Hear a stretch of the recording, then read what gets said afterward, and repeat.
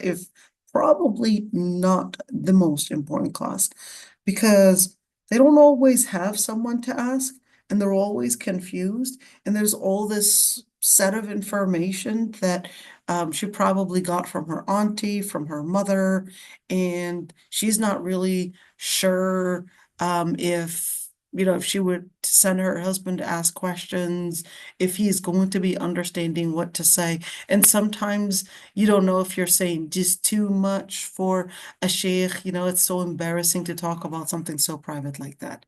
Okay, so that's basically what we're studying. We're studying something called the menstrual bleeding, postnatal bleeding, and basically istihada.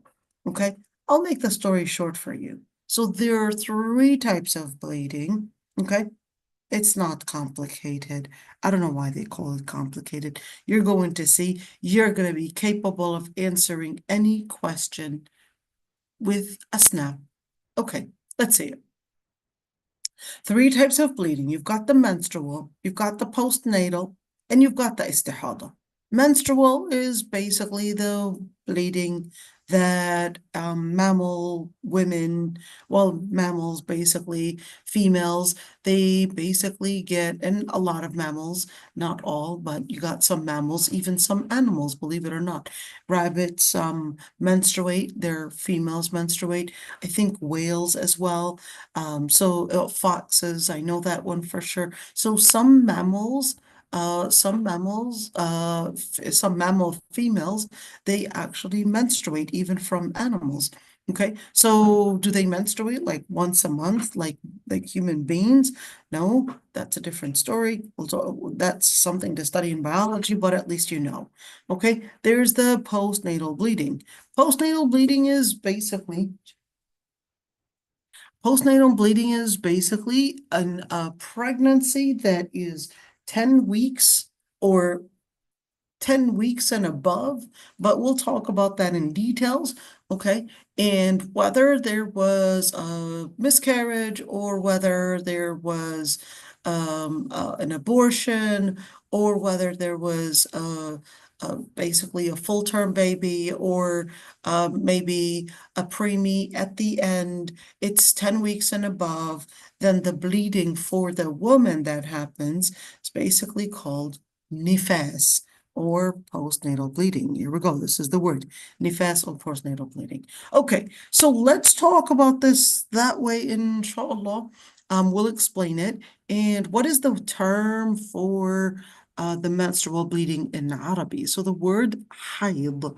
Hayd is basically the term that was used in the Quran, but that's not the only term. But at least in the Quran, that's what the word for it was basically the chosen word for it.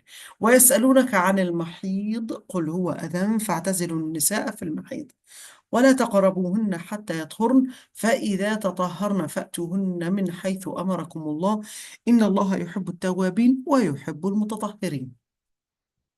And they ask you about menstruation, say it is harm. So keep away from wives during menstruation.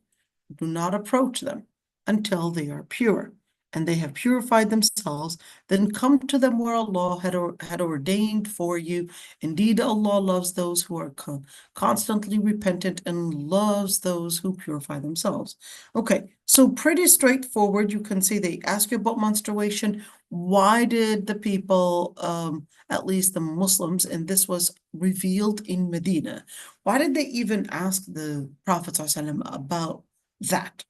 So they were living in Medina and they had known from the Jews that were living, of course, within their neighborhoods, that they had special legislation in regards to women and during their cycle, but Jews were really strict on the matter, and they still are, okay, strict on the matter. So they have very, very specific laws on what they can do, what they cannot do, how much can the man get close to the woman. In fact, they would not even touch a number of different things. So she's treated like a completely contaminated being. He would not even touch her. So we're not just talking about touching in terms of sexually, but we're talking about touching even physically.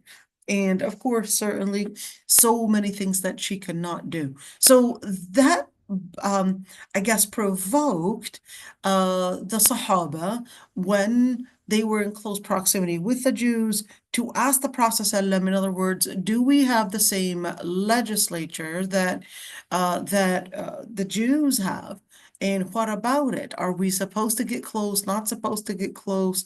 How do we relate to them? So here we go. The ayah was really close, really clear about it. Al-mahid is adha. The bleeding itself, or is it talking about the timing? At the end, huwa adha. It's harm. فَاعْتَزِلُوا النِّسَاءَ فِي الْمَحِيضِ. So فَاعْتَزِلُوا actually means you're going to ban, you're going to boycott, you're going to stay away, you're going to go and keep a separate relationship, or what does that mean? And that's why we've got the words of the hadith explaining to us what it means to do al-i'tizal. What does it mean to basically do al-i'tizal? And in general, the Prophet ﷺ explained to us al-i'tizal, or at least this is referring to being away or at least distant from sexual intercourse, not even sexual relations, because when we're speaking about foreplay, for example, that's permissible. فاعتزلوا النساء في المحيض ولا تقربوهن حتى يطهرن ولا تقربوهن, and don't get near them. So is that meaning that that the husbands are not supposed to get near, not even in food, not even in doing anything? No. What's the evidence? Well, Sayyidah Aisha said, كنت أتعرق العرق وأنا حائض. That Sayyidah Aisha, she said, I would eat the meat and I would munch on it, and the Prophet ﷺ would munch after her on the same, kind of like a drumstick or anything like that. They weren't big on chicken, but they were big on meat, definitely, but it wasn't something that was always available. But when she did munch on the meat and munch on, of course, that meat, the Prophet ﷺ would still eat right after her. She said the Prophet ﷺ used to put his head on my lap while she had her period. So therefore, we would know لا تقربوهن, and do not approach them, is not meaning do not approach them in terms of physically, of course, during the time of menstruation, but this is talking about not approaching as sexually. فإذا تطهرن, if they seek purity, فأتوهن من حيث أمركم الله, then approach them, get near them from the area that Allah subhanahu wa ta'ala had permitted you to basically be in contact with them, that is sexually. In other words, not anal sex, but we're speaking about the area that is the vaginal area, and making sure that it is حيث أمركم الله, as Allah subhanahu wa ta'ala had ordered you to do it. إن الله يحب التوابين ويحب المطهرين. That Allah subhanahu wa ta'ala likes the tawabin, the repenters, and loves al-mutatahhirin, those who purify themselves. Okay, so where does the word hayd or hada actually come from? So the word originally, like the root, actually means to ooze, that oozing that a tree might do. That's that oozing that you would see on a tree, possibly like the syrup, the oozing that comes out of maple trees, for example, or out of perhaps other trees. There's that oozing that comes out of it. That's where the word comes from. Well, here's one thing. Let's see, he said menstruation is a flow of type of natural blood from the womb and at specific times. And he said, okay, so one thing I would, let's see, what he did, okay, let's see. He said this blood is habitually discharged every month for 6 or 7 days, and the period can be more or less than that. In other words, the womb, women's period, monthly period can be longer or shorter. But here's one thing. He didn't actually translate what this was saying. I would do the same thing. And let me tell you what this is saying, and then I'll explain to you why I agree with him. That shouldn't have been translated. Okay. There was a Greek notion that menstrual bleeding basically becomes not the lining of the uterus, but it basically becomes the feeding for the fetus. And basically that's what acts as the food to give nutrients to the fetus. And we know this is scientifically not correct. Okay, the lining of the uterus does not provide food because the food, the area of feeding and the nutrients for the baby is coming in from basically the umbilical cord. That's a completely different and a separate system from the lining of the uterus, or basically what would be more the place that he's going to be sitting in. Okay, so just wanted to note that one. What would it called? What would that thing be called? Kim, what is the word? You know what I'm talking about? And they would have all these ideas about putting it in the oven and baking it and making it into pills and all of that. Placenta, okay? The placenta, okay? And all those ideas. And can we eat the placenta? Can we do this? The answer is absolutely not. Anything that comes out of the human body, you're not supposed to be eating, not drinking the blood, not eating anything whatsoever. That's cannibalism. Okay, just wanted to note that, because believe it or not, I did actually have Muslim women contact me because they had heard that this is good and healthy for their protein and all of that. And I said, absolutely not. In Islam, that is najis. Anything that comes out of the human body, it's actually najis. Well, except if we're talking about sweat, we're talking about saliva, etc. But it would be najis if it basically departs the human body. We're talking about, let's say you get your finger chopped, okay, and that becomes najis. Therefore, you cannot whatsoever consider that, oh, can I make it into, a souvenir or whatever it is, if it's, let's say, part of the human body. Okay, let's see. So they didn't translate this piece, but I wanted you just to know that you may, not always, but you may find some words or some statements in the books of fiqh, probably in the books of tafsir, that may be an influence, not necessarily from the Quran, but an influence from what they had learned and what they had commonly known about medical studies at the time. So that was a commonly mentioned thing in the books of fiqh. Believe it or not, but we even have scholars of fiqh till this day actually repeating that and thinking that this is a fact. Well, this is not a fact. Okay, let's see. And of course, we would know that menstrual bleeding, it depends on whether ancestry, genetics, etc. Sometimes some women may bleed 5 days, 6 days, 21, 13. Well, okay, what are we looking at? Wait, hold on. I want everybody to invite at least one person to this class right now.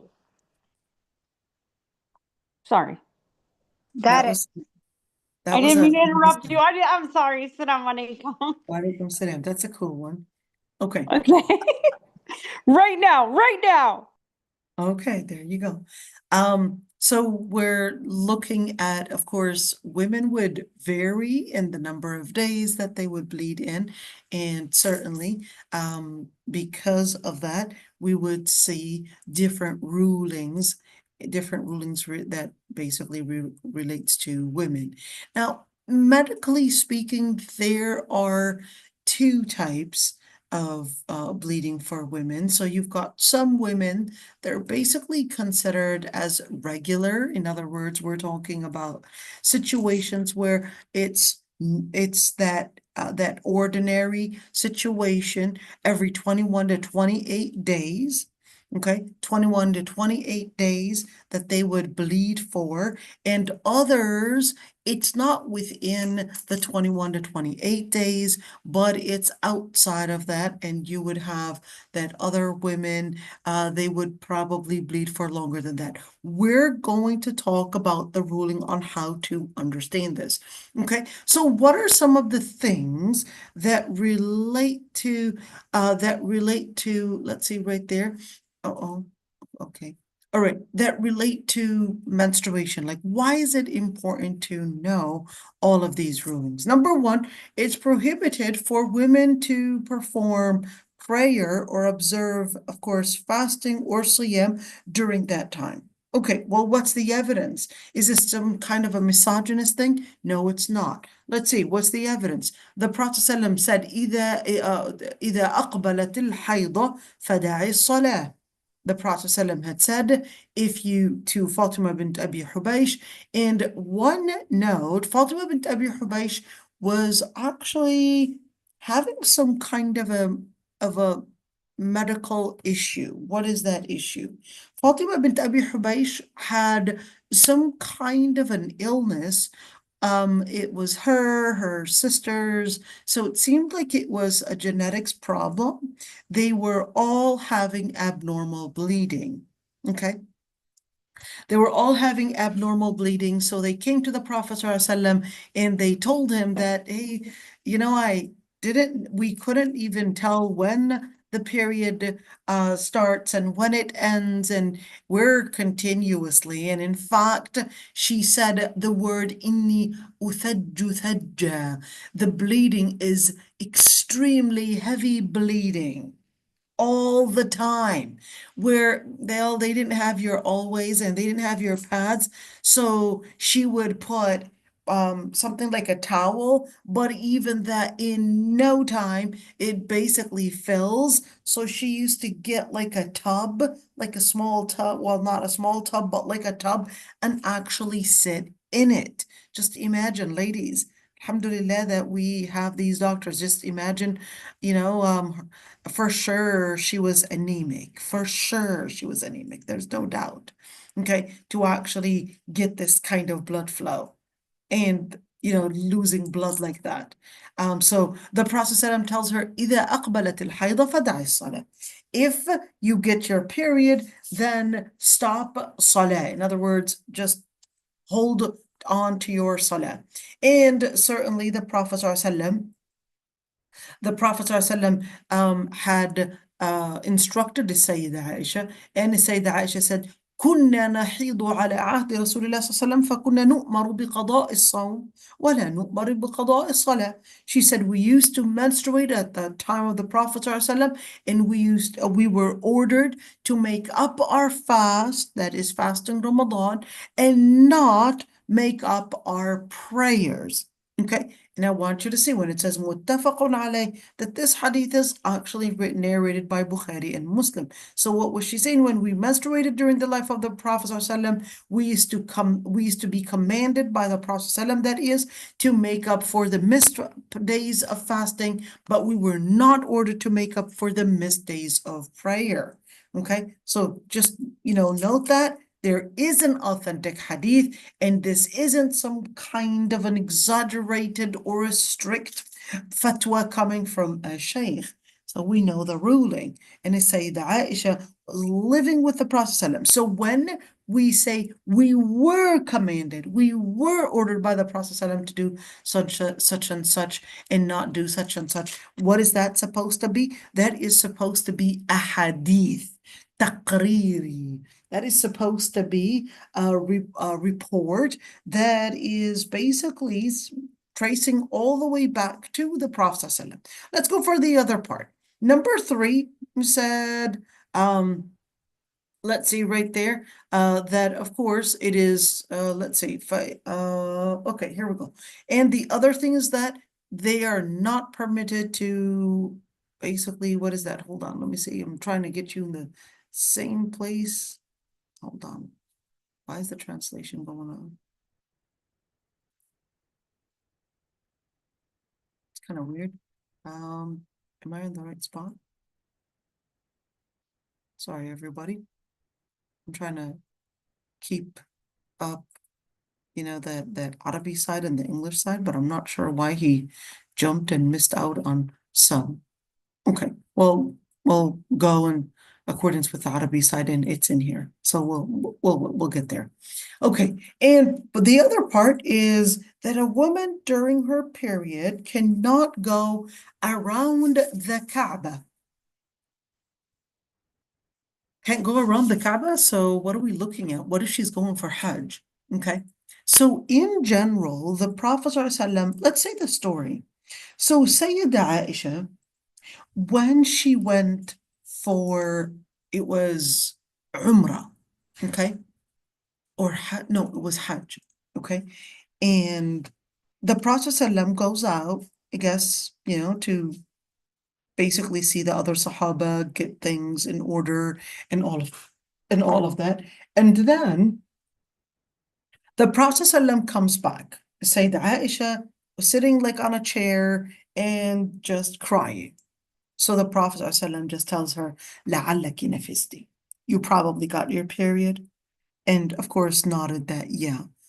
What did she think? Well, she thought, that's it. That's all my fast. That's all my Umrah or all my Hajj gone right there. I lost everything. So that's when the Prophet ﷺ explained to her, and he calmed her down, and he said this is a matter that Allah subhanahu wa ta'ala had created in the children of Adam, and therefore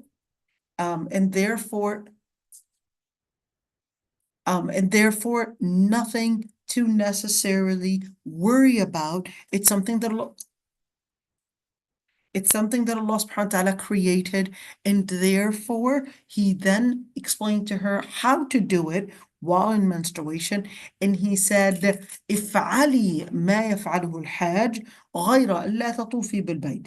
Do what a person in Hajj is doing, but do not do tawaf. Okay, we're going to talk about the tawaf part. What if we're talking about the main pillar tawaf?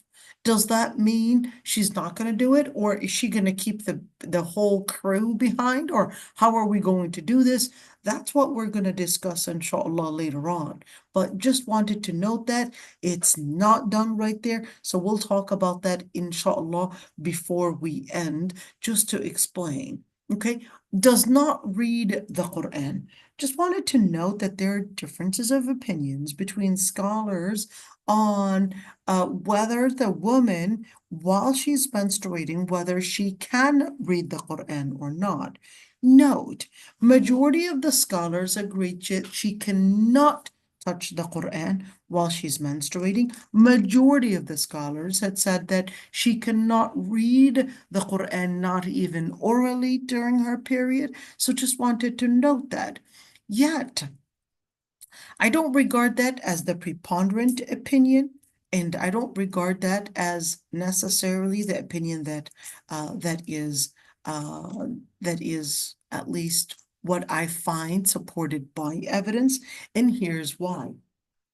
Number one, when you look at the ayah in Surah Al-Waqi'ah, Allah subhanahu wa ta'ala says, لا يمسه إلا المطهرون. None shall touch it but the ones that are pure. Now, just an ayah before it, it said في كتاب مكنون. Just an ayah before that one, it said إنه لقرآن كريم في كتاب مكنون. Now, here's the thing. It was talking about the Quran, and then it said في كتاب مكنون. Does that mean this is referring the لا يمسه, that يمسه, in other words, shall touch it, is the who or the pronoun it referring to the Quran, and therefore none shall touch it, whether they had probably no wudu, then therefore they cannot touch it, whether in a state of janaba they cannot touch it, or whether it's a woman that had her period, she cannot touch it. And لا يمسه, in that situation, with a pronoun it, would be referring to basically the Quran.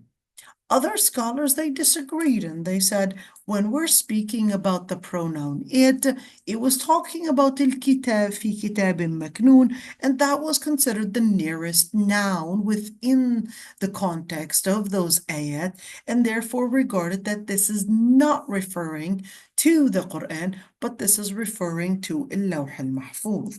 That's the evidence that they basically brought forth in terms of the Quran. Well, wait a minute. Do we have any evidence from Sunnah just to make sure we're doing the right interpretation and not based on speculation? So the ahadith that prohibit women from reading the Quran, you could we could say a couple of different ahadith. I forgot if they basically had those ahadith there, but all those ahadith are actually a place of dispute between scholars on their level of authenticity. Just note that one. Scholars differed on whether they are authentic, how authentic are they weak, etc. So that was a place of dispute between scholars. That's the least to say. Now, it's important to mention when we're speaking about having the hadith interpret and having the hadith prove or disprove something, or at least prove or disprove an interpretation, it's important that we would recognize, okay, it's important that we would recognize the the hadith that relate to the subject and understand the matan itself. What is the matan? The matan is the actual wording within the hadith. The actual wording within the hadith. So what does that look like? Some scholars actually said, well, the hadith, of course, or the scholars, not the hadith, but the scholars that had basically did an analogy. What type of analogy? Qiyas. They said, well, just as there is a hadith that is authentic, though, or at least Hasan, prohibiting men and women that are in a state of janaba not to read the Quran or not to touch at least the Quran. Okay?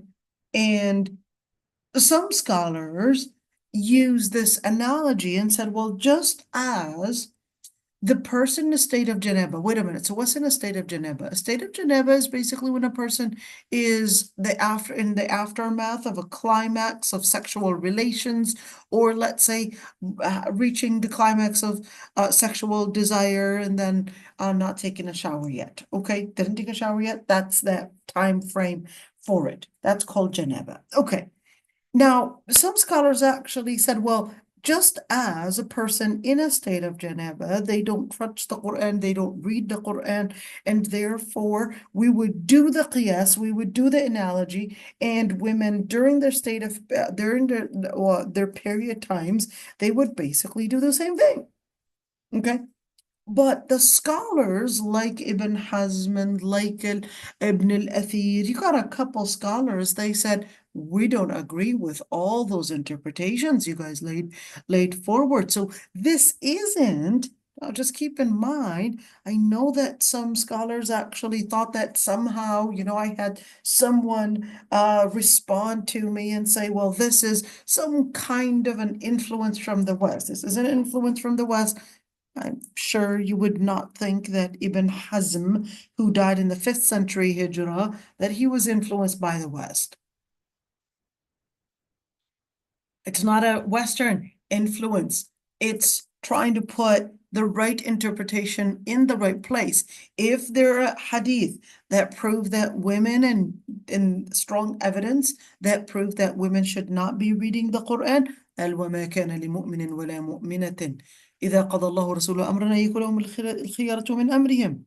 There are hadith that are proven to be inauthentic, that women during their period, they shouldn't be reading the Quran. All the different interpretations and all the different analogies, we'd basically just reject them because that's it. It's not befit for a believing man or a woman if Allah subhanahu wa ta'ala decrees a matter that in any shape or form they would put their interpretation, their opinion before Allah subhanahu wa ta'ala or the Prophet sallallahu alaihi wasallam. And that's the interpretation. لا تقدموا بين يدي الله ورسوله. Shouldn't be putting anything beyond Allah subhanahu wa ta'ala and the Prophet صلى الله عليه وسلم. لا ترفعوا أصواتكم فوق صوت النبي ولا تجهروا له بالقول. Don't raise your voices beyond the Prophet صلى الله عليه وسلم. But yes, it was talking about raising the voices like in speaking out loud, but that's also included in it. So just wanted to note on that reading the Quran. لا تجلس في المسجد, does not sit in the masjid. And that's also that place and that area of differences of opinions between scholars, just to note. Okay, and let's say ويحرم على زوجها وطئها في الفرج حتى ينقطع حيضها وتغتسل.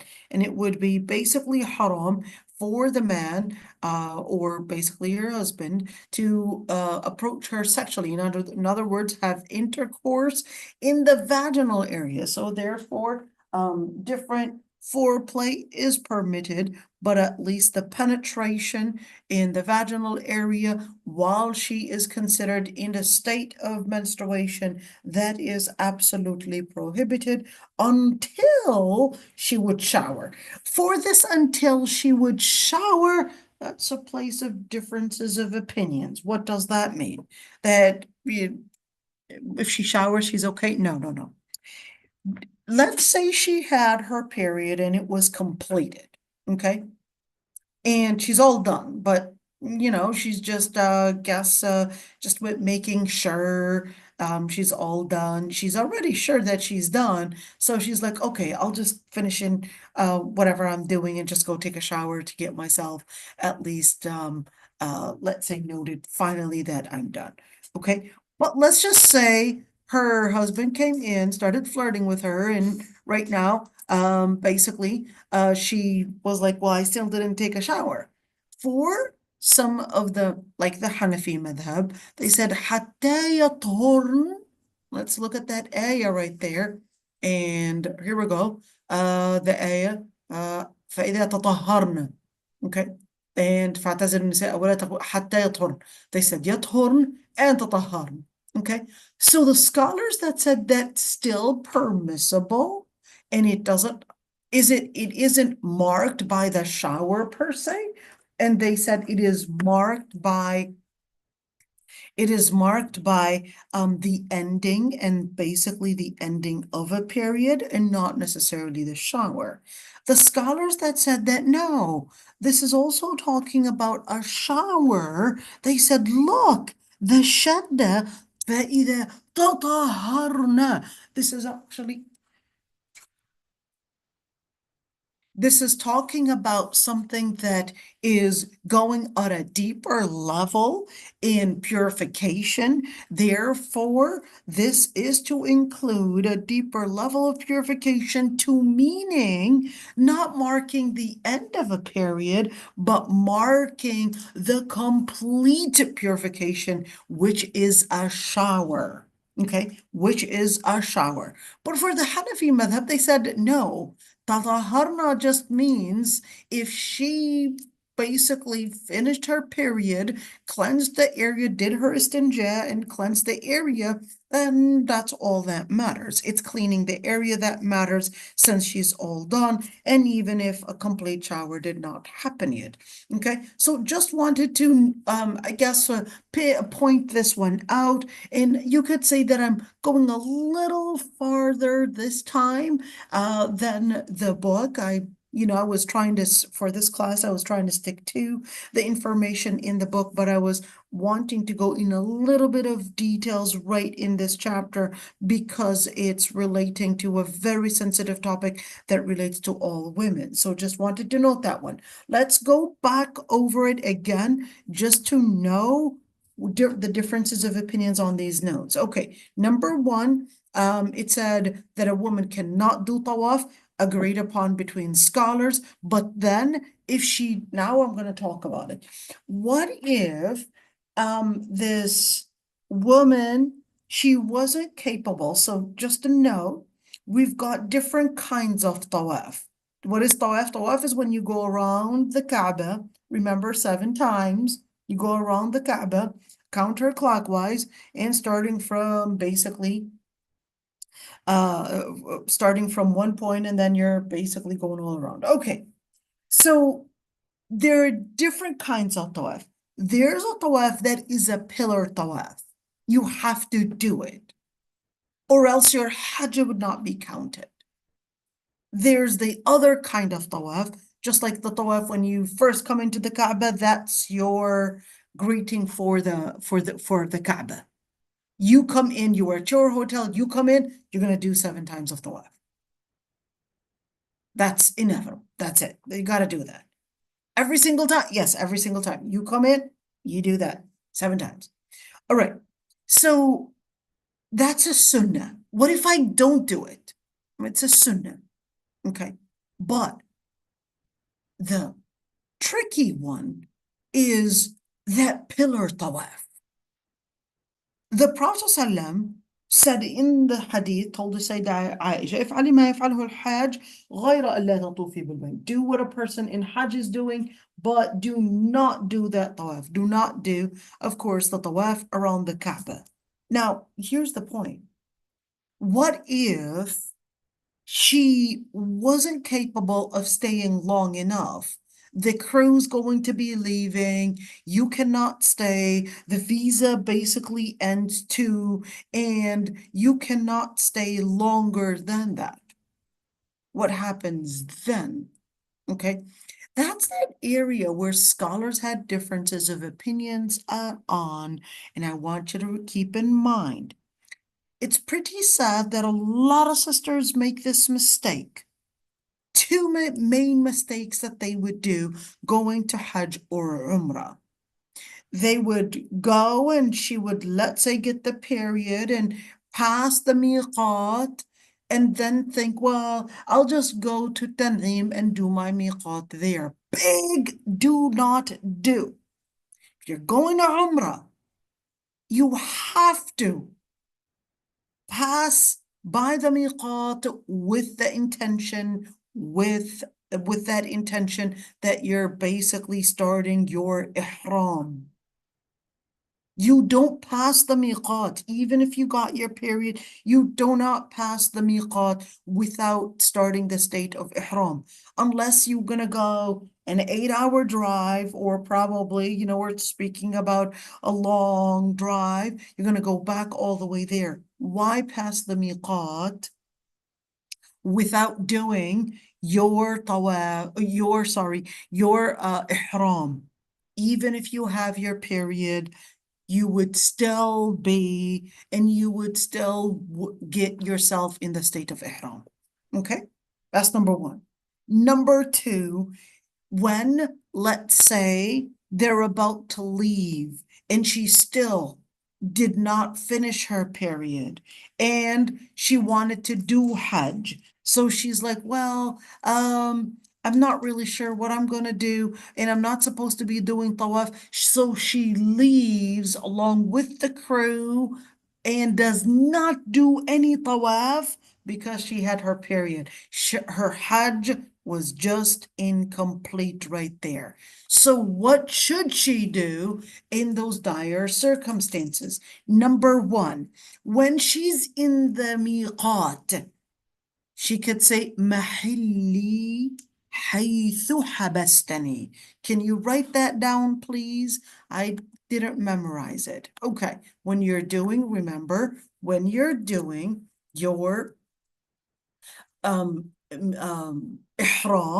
when you're standing in the miqat, you basically say labbaika umrah or labbaika hajjah, right? And then you would say basically mahalli haythu habastani. What does that mean? The ending of my ihram would be when something is extraordinary, or at least something goes beyond me to terminate my ihram, or at least we're speaking about something that might be out of your ability. So it's not that you are willingly ending your ihram, but حيث حبستني. Okay, now what are we doing here? We're making it more of a conditional type of ihram. That's number one. Number two, or even if she was expecting after passing from the miqat that 2 days from that time that she was going to get her period, okay? And she said, well, I know in 2 days I should be getting my period. That's looking at the calendar right there. So what should I do? I would say, I want you to just memorize this one. While you're passing through the miqat, I want you to memorize this sentence right there. محلي حيث حبستني. Okay, and because she's about to get her period, hey, she's cramping already. She's starting to probably get sick already because, hey, some women go through this. So she wasn't able to do the sa'i and wasn't able to do the tawaf. And it's like, uh-oh. So she ends up basically bedridden in the hotel on the most special day to her. So then she's stuck right there. Uh-oh, we only have a week, and what am I gonna do, etc. So that's that area. Now going back to Tawaf, that's that area where scholars had differences of opinions on what would be the right thing to do. And I'll make the story short, that way I won't go in lots of details.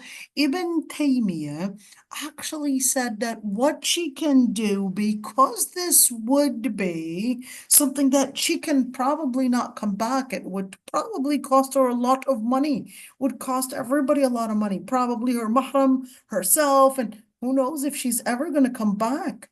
So what should she do in that situation? Well, in that situation, she would do the tawaf, that is the pillar tawaf, whether we're speaking about Hajj or Umrah, even while she's on her period. Even while she's on her period? Yes, even while she's on her period. What about a sa'i? Can she do that? Sa'i does not require tahara anyways. Okay, so just a note. Okay, what if she wanted to sit in the masjid? Differences of opinions between scholars on that. What if I she love wanted this class. I love this class. what Allah يبارك فيك Noura. What if she wanted to visit the Rawda? She wanted, hey, she put her name on that note and she would only get once. I think they said that they had made like these restrictions right now. Only a number of only once every, who knows, a few months, and probably she won't have that kind of money to come back again. So can she actually visit the Rawda? That's that area of just noting. Visiting a Rawda itself is actually permissible even if you had your period. It's just visiting the house of the Prophet. But Rawda is right now an extension. It's part of the Masjid al-Nabawi. That's that area of differences of opinions between scholars. Can she enter the masjid?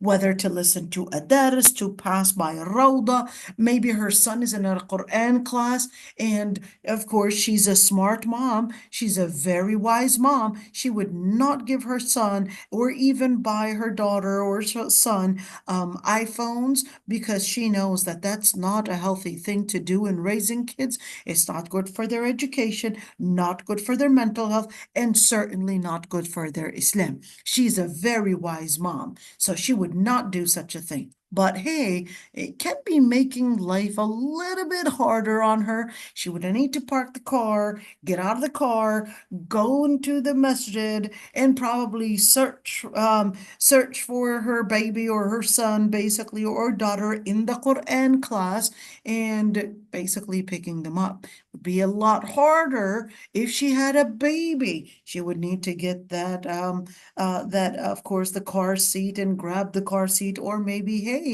needed to do all that stuff. But at least I'm protecting my son from all the influences of phones, and therefore she's a smart mom. Okay, let's see. The part يحرم على زوجها وطئها, we talked about that one. So let's move on, right?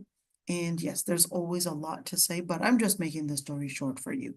Okay, let's see. The Prophet ﷺ, in regards to the relationship, the Prophet ﷺ said, اصنعوا كل شيء إلا النكاح. The Prophet ﷺ said, do everything except النكاح. النكاح in this context basically is referring to penetration, and therefore only that penetration is not allowed, and certainly the area that's contaminated with the menstrual bleeding. But other than that, it would be permissible to do the different kinds of foreplay or whatever it is.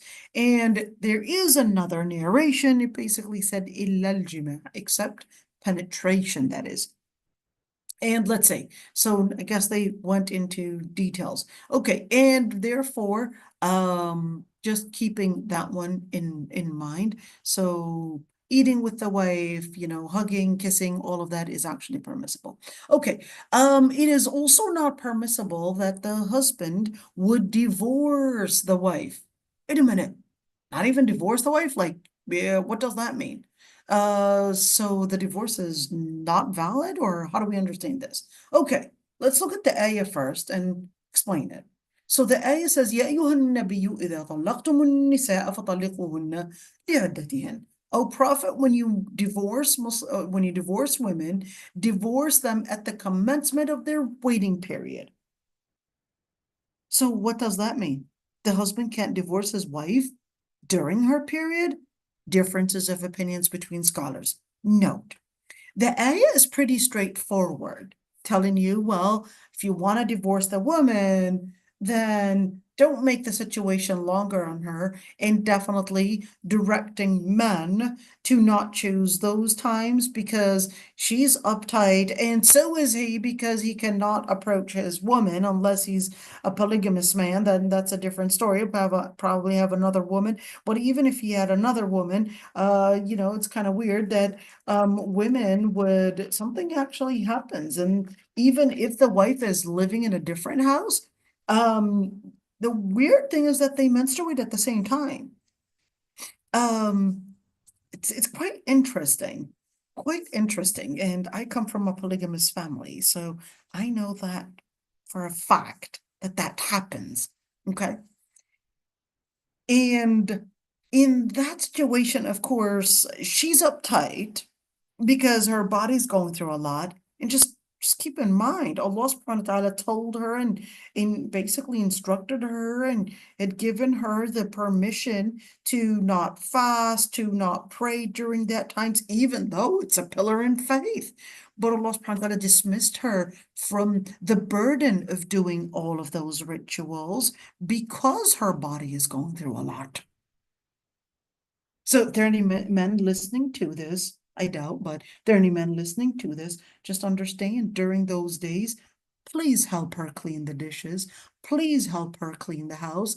Please help her, you know, do the extra chores and the many chores that she's doing. Her body is going through a lot. If your Lord Almighty asked her not to pray during those days and asked her not to fast during those days, well, certainly we could also get the hint that even doing housework and doing all that bathroom cleaning and laundry and all of that, that we would appreciate if you were to pitch in and make sure that she is comfortable enough and that she's basically getting the necessary help to keep her strong and to keep her healthy. Okay, and that it's beyond her ability and that her body is going through a lot.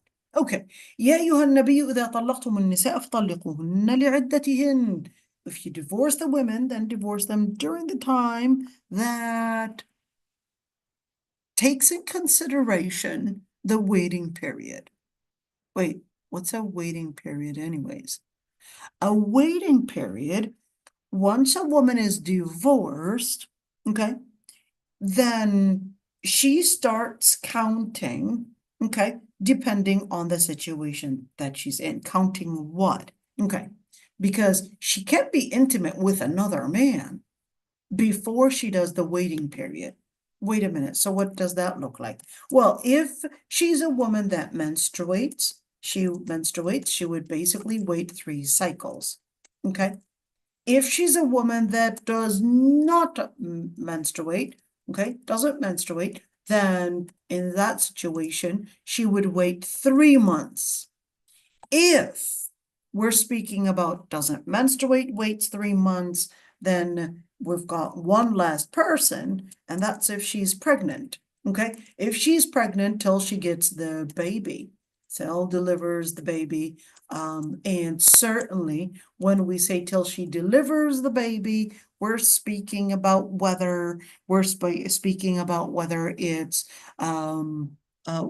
a miscarriage that she had, or whether it's an abortion, even though it's haram, or whether it's a full-term baby, okay, or even a preemie at the end that she had the baby, okay.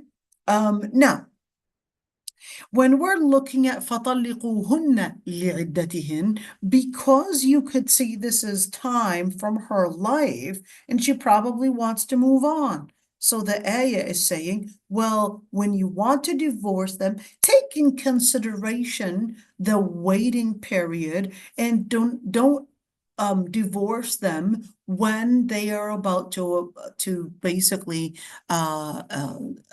finish their cycle, for example, while she's in her cycle, because then you're making her needing to wait for 3 cycles, because the cycle that she was divorced in is not going to be included. So in other words, you're making it harder on her by a month. It ain't fair. So Allah subhanahu wa ta'ala was instructing the men, if you needed to divorce, make sure you're divorcing at the times where it's taking in consideration, not during her cycle. Don't divorce during the cycle, because 1, you're prolonging. 2, she's uptight and she really needs that spiritual support or psychological support or whatever it is. Don't do it at that time. Her body is not ready to take in more stress at that time. And certainly you too are stressed out, my brother. So make sure you don't actually do that during that time. So what should we do? Well, just wait until she finishes her period. If you're still insisting that that's what you still want to do, well, fair enough. Then you could start and do the process of talaq at that time. Okay. Now, what if it happens?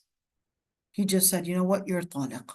She was just, like the many women, the husband would be angry, and at that moment she's like insisting and insisting and insisting, and didn't say, well, let me just take the time. If I'm insisting, I'm yelling, he's yelling back at me, and we're both just so tense, then that's not right. So a smart and a wise woman would say, if he's intense, then I will pull out. And a smart man would say, if she's intense, I would pull out. But if we're both intense, things can go very out the window and in an unexpected way where both would regret it. But certainly, there's a bigger responsibility on the man, at least in terms of what he utters and what he says.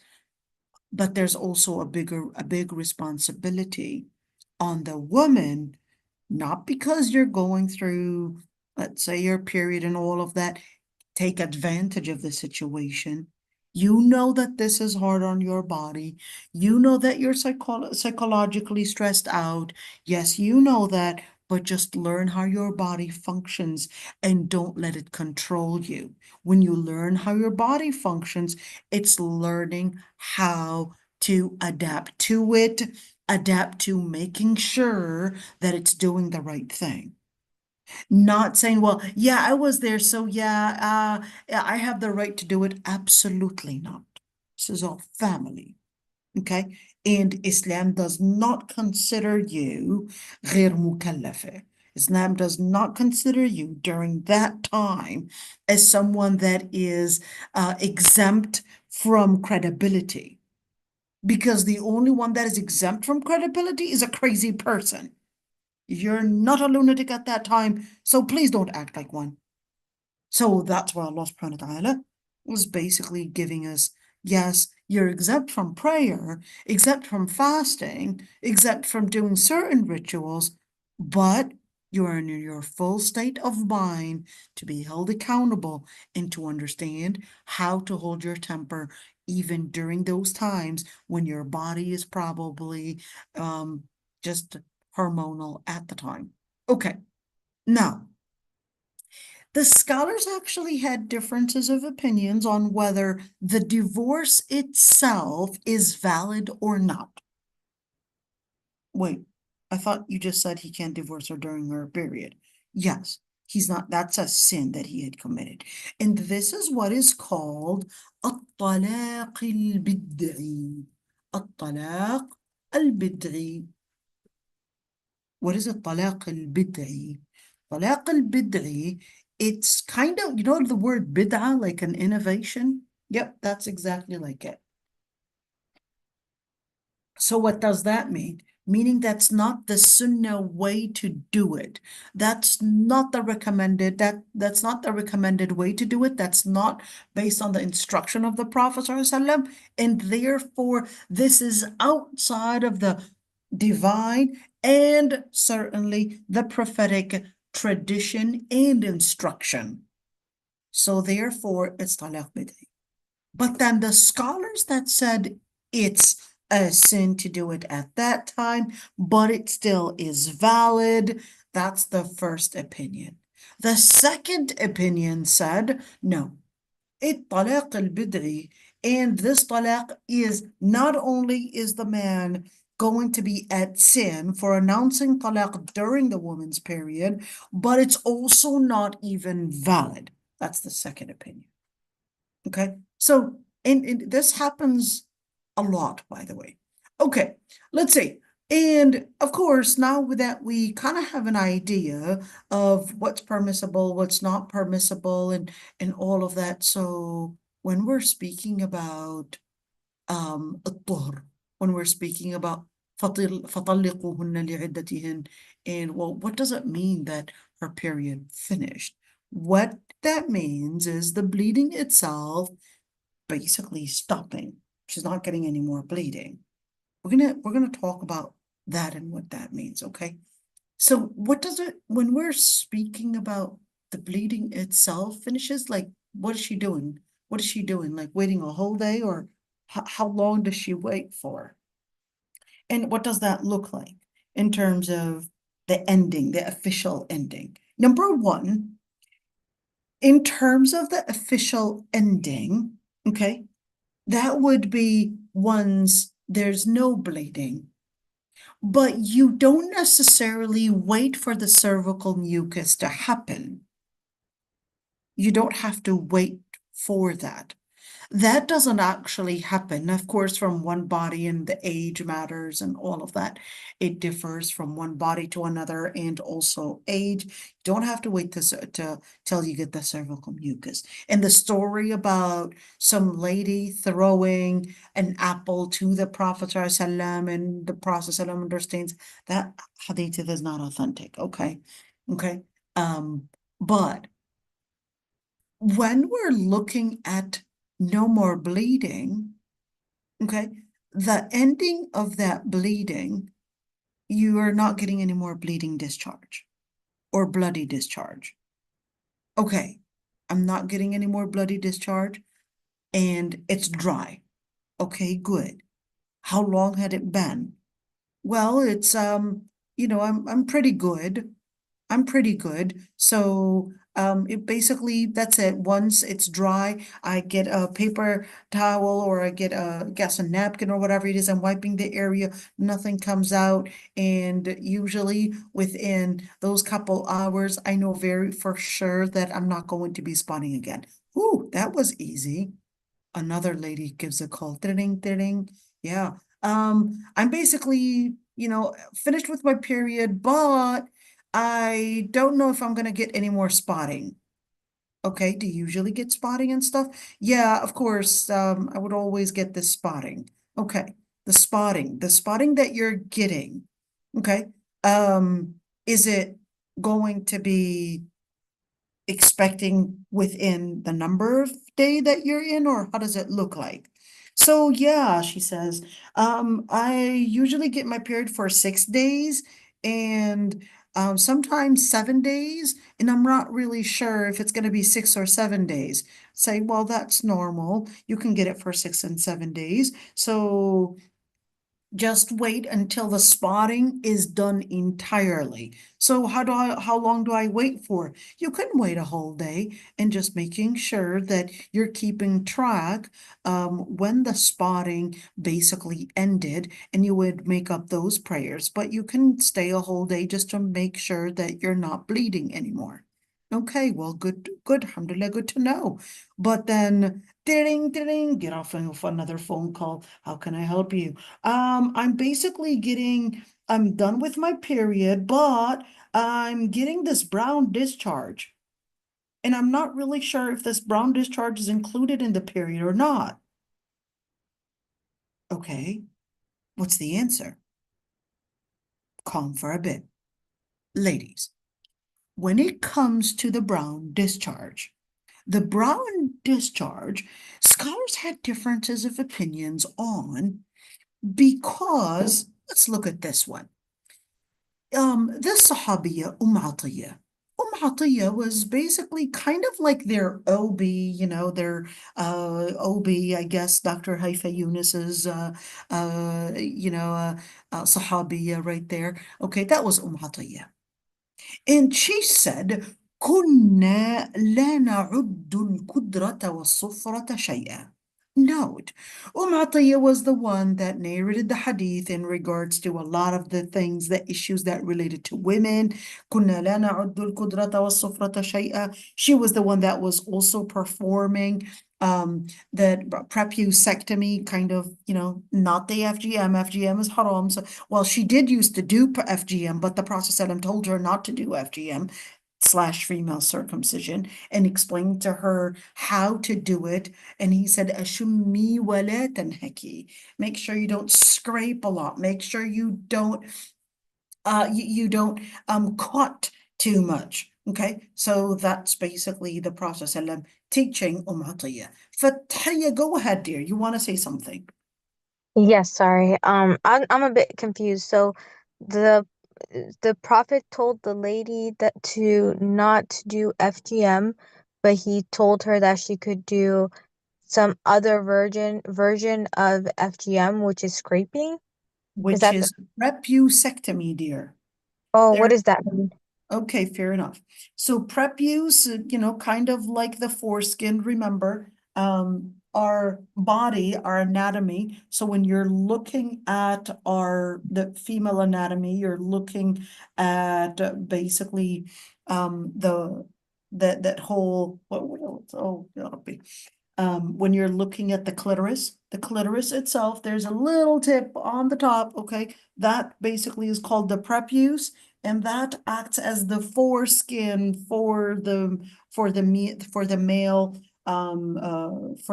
organ, okay?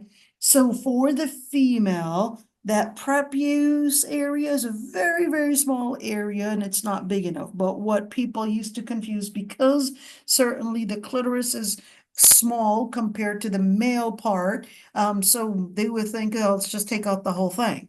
Okay, and that's FGM, and that's what the Prophet had instructed her not to do.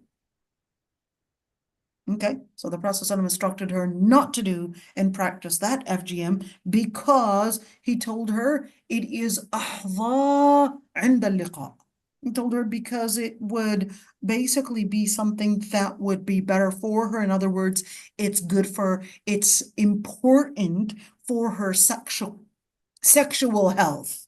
That's the Prophet ﷺ giving her that even women have the right for basically the sexual health is important to making the marriage, is important for the woman, etc. So the Prophet ﷺ instructed that no, not FGM. So he said ashimi. It's like you're barely scraping anything, you're barely touching the area just to get to the prep use, and that's basically it. Okay. Now, did I answer that one, Fathiya? Yes, I just never heard of prep use before and didn't know what that is, but thank you. Jazakallah. Absolutely. Okay, so عطية, she said كنا لا نعد القدرة والسفرة شيئا. And we're answering the phone call that we just got just a minute ago. Okay, she said we did not used to consider al-qudra and as-sufra. What is al-qudra? Okay, so al-qudra would basically be something that is, qudra is like something that is brownish. But here's one thing. When you're looking at brown discharge is actually old blood. Okay? And that's that area where scholars, I'm just making the story short, scholars had differences of opinions on whether the brown discharge, if it happens before the period, in other words, in the early days of a period, so before the period, whether it's part of a period, and whether the brown discharge that happens after a period, at the end of a period, not after, but at the end of a period, on whether that is to be considered a period or not. So is it before, is it after, or is it, if it's within the time frame of a period, then that's part of the period, and therefore we're going to consider it as part of the period. So number one opinion, first opinion in regards to the brown discharge. If it's before the period, it's not part of your period because that's old blood. We're not really sure when this bleeding happened in your body, just didn't discharge it. So we're not necessarily going to consider that as your period. That's the first opinion.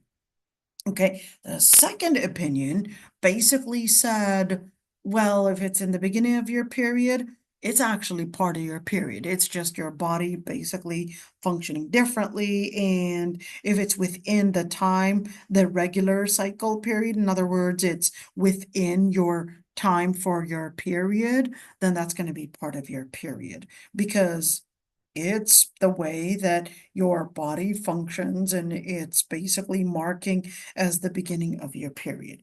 So the third opinion said, here's what we're going to consider this.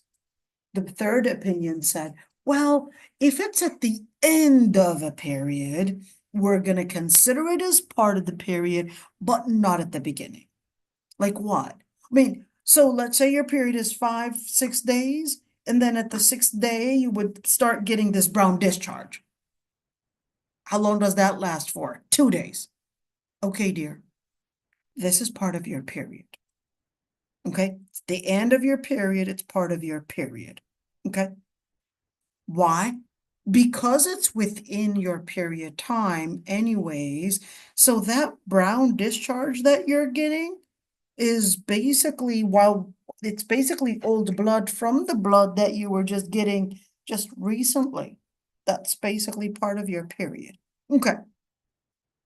Now, well, if we're talking about old blood, we're speaking about brown discharge, okay?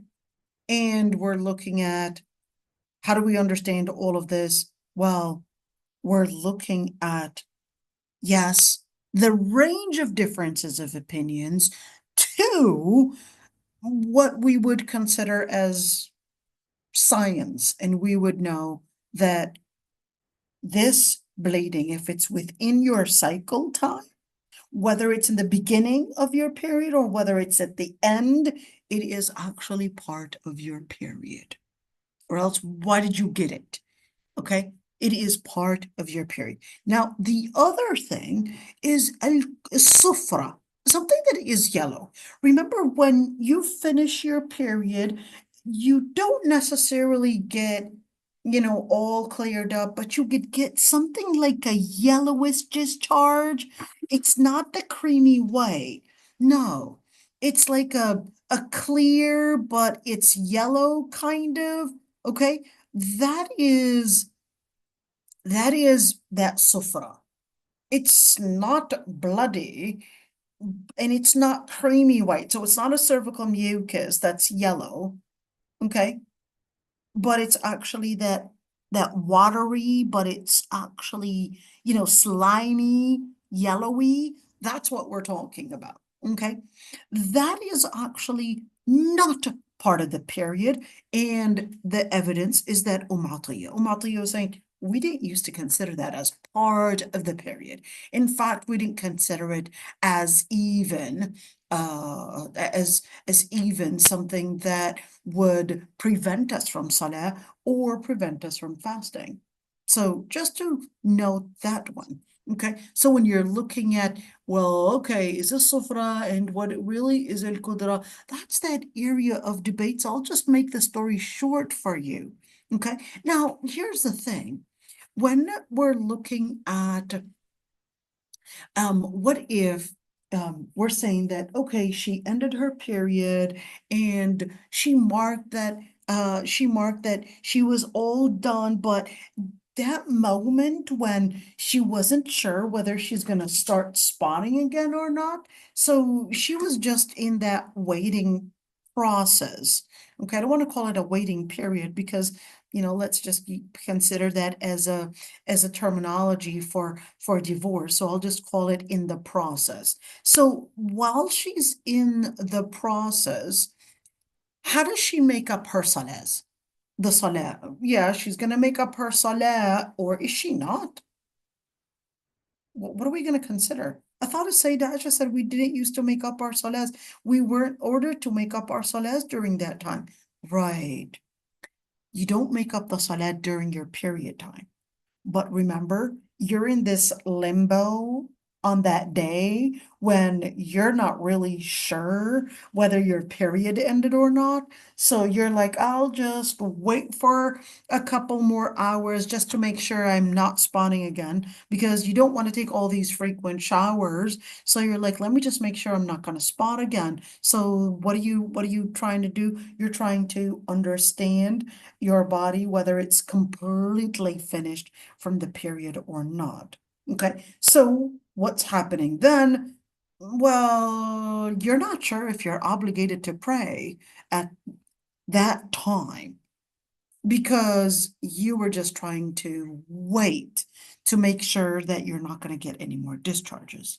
Okay, during that moment that you are waiting in, okay, you're going to keep track of when was the last time you saw a discharge, and therefore this time that you are waiting is not a period time. In other words, you had actually finished some while back, but you didn't know that for sure.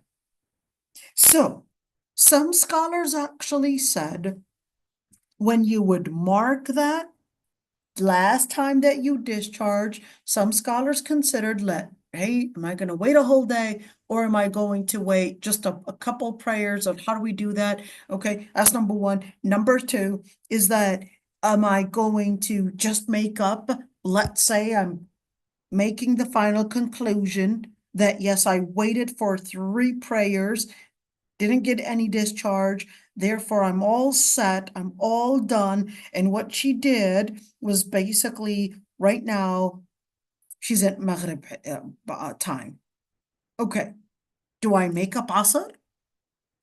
That's the first opinion. The first opinion is that you're going to make up those prayers that you were in that limbo and not sure. Okay, that's the first opinion. You're going to make up all those prayers that you were in limbo.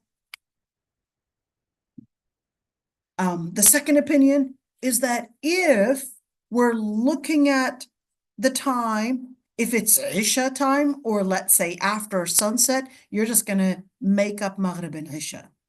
If it's during the time of, let's say, Dhuhr and Asr, you're just going to make up Dhuhr and Asr. That's a second opinion. The third opinion basically looked at, well, if you look at the situation that you're in, you were just trying to make sure, then you're going to consider all the prayers that you had missed at the time, that you were in limbo, and basically make it up. Wallahu a'lam, that's the preponderant ruling. Wallahu a'lam, that's the preponderant ruling, because if you just didn't know that your period ended, then you're going to consider that, okay, I didn't know that my period ended, so I'm basically during that moment that I was in that waiting time just to make sure that no discharge is going to happen. Okay. Zoom user, it says, go ahead, my friend, go ahead and ask the question.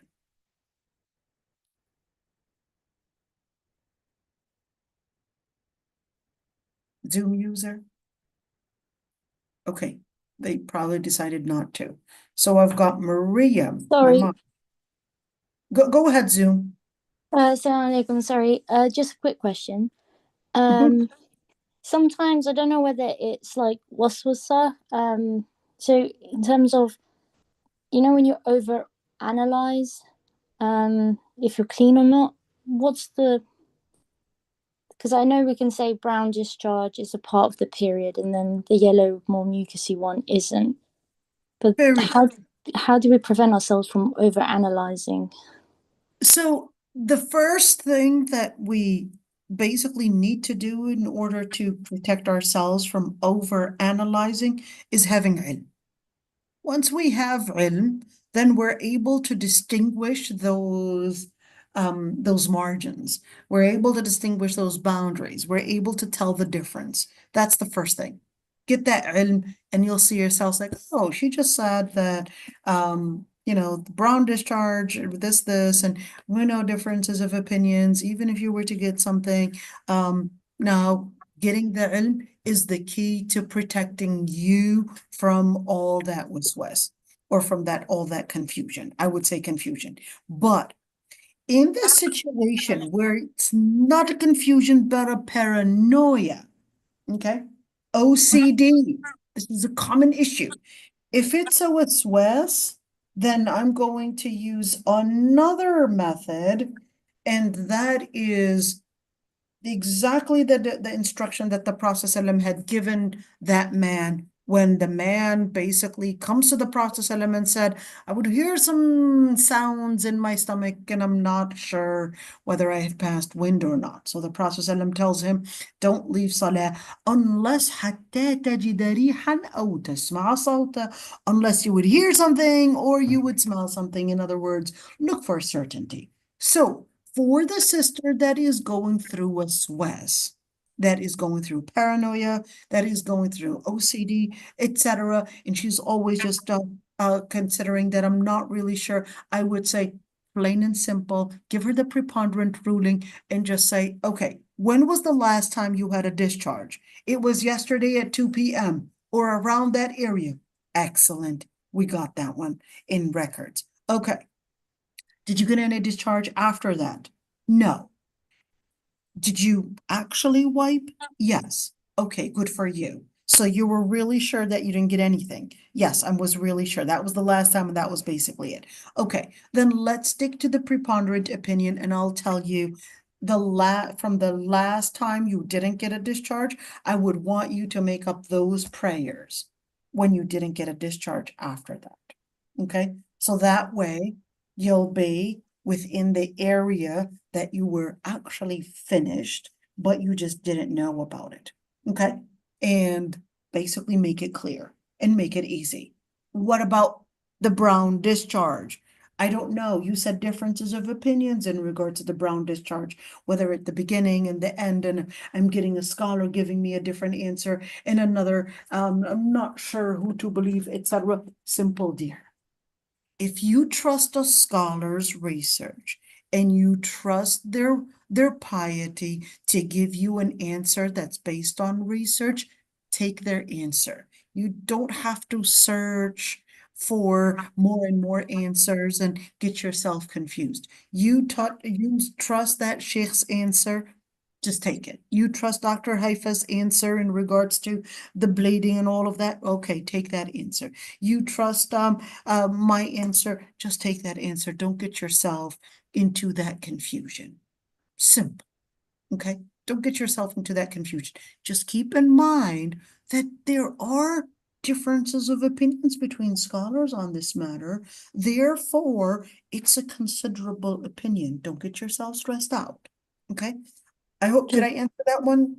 Yes, you did. And just a quick one, sorry, because I don't want to take too much of your time. Okay. Just with when you mentioned in Hajj and not entering the Haram if you're on your periods, does that expand to masjids in general?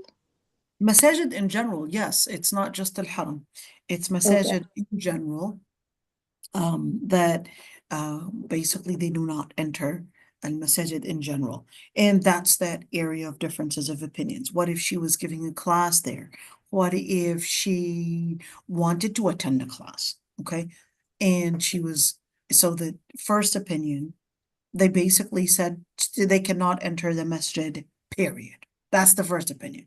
What's the evidence? Well, they said exactly like when Allah subhanahu wa ta'ala had said in regards to the people of Janaba, illa abiri sabil, only if you're passing by. They said, well, here's our evidence. A woman on her period is impure, just like the man that is basically in a state of janaba. They're impure, and the ayah was instructing them not to enter the masjid. So they did their analogy, and they basically said that. The second opinion said, well, that's not a fair analogy. You can't do this analogy. Why not? They said, well, because the state of janaba could be just a couple hours or maybe a couple minutes.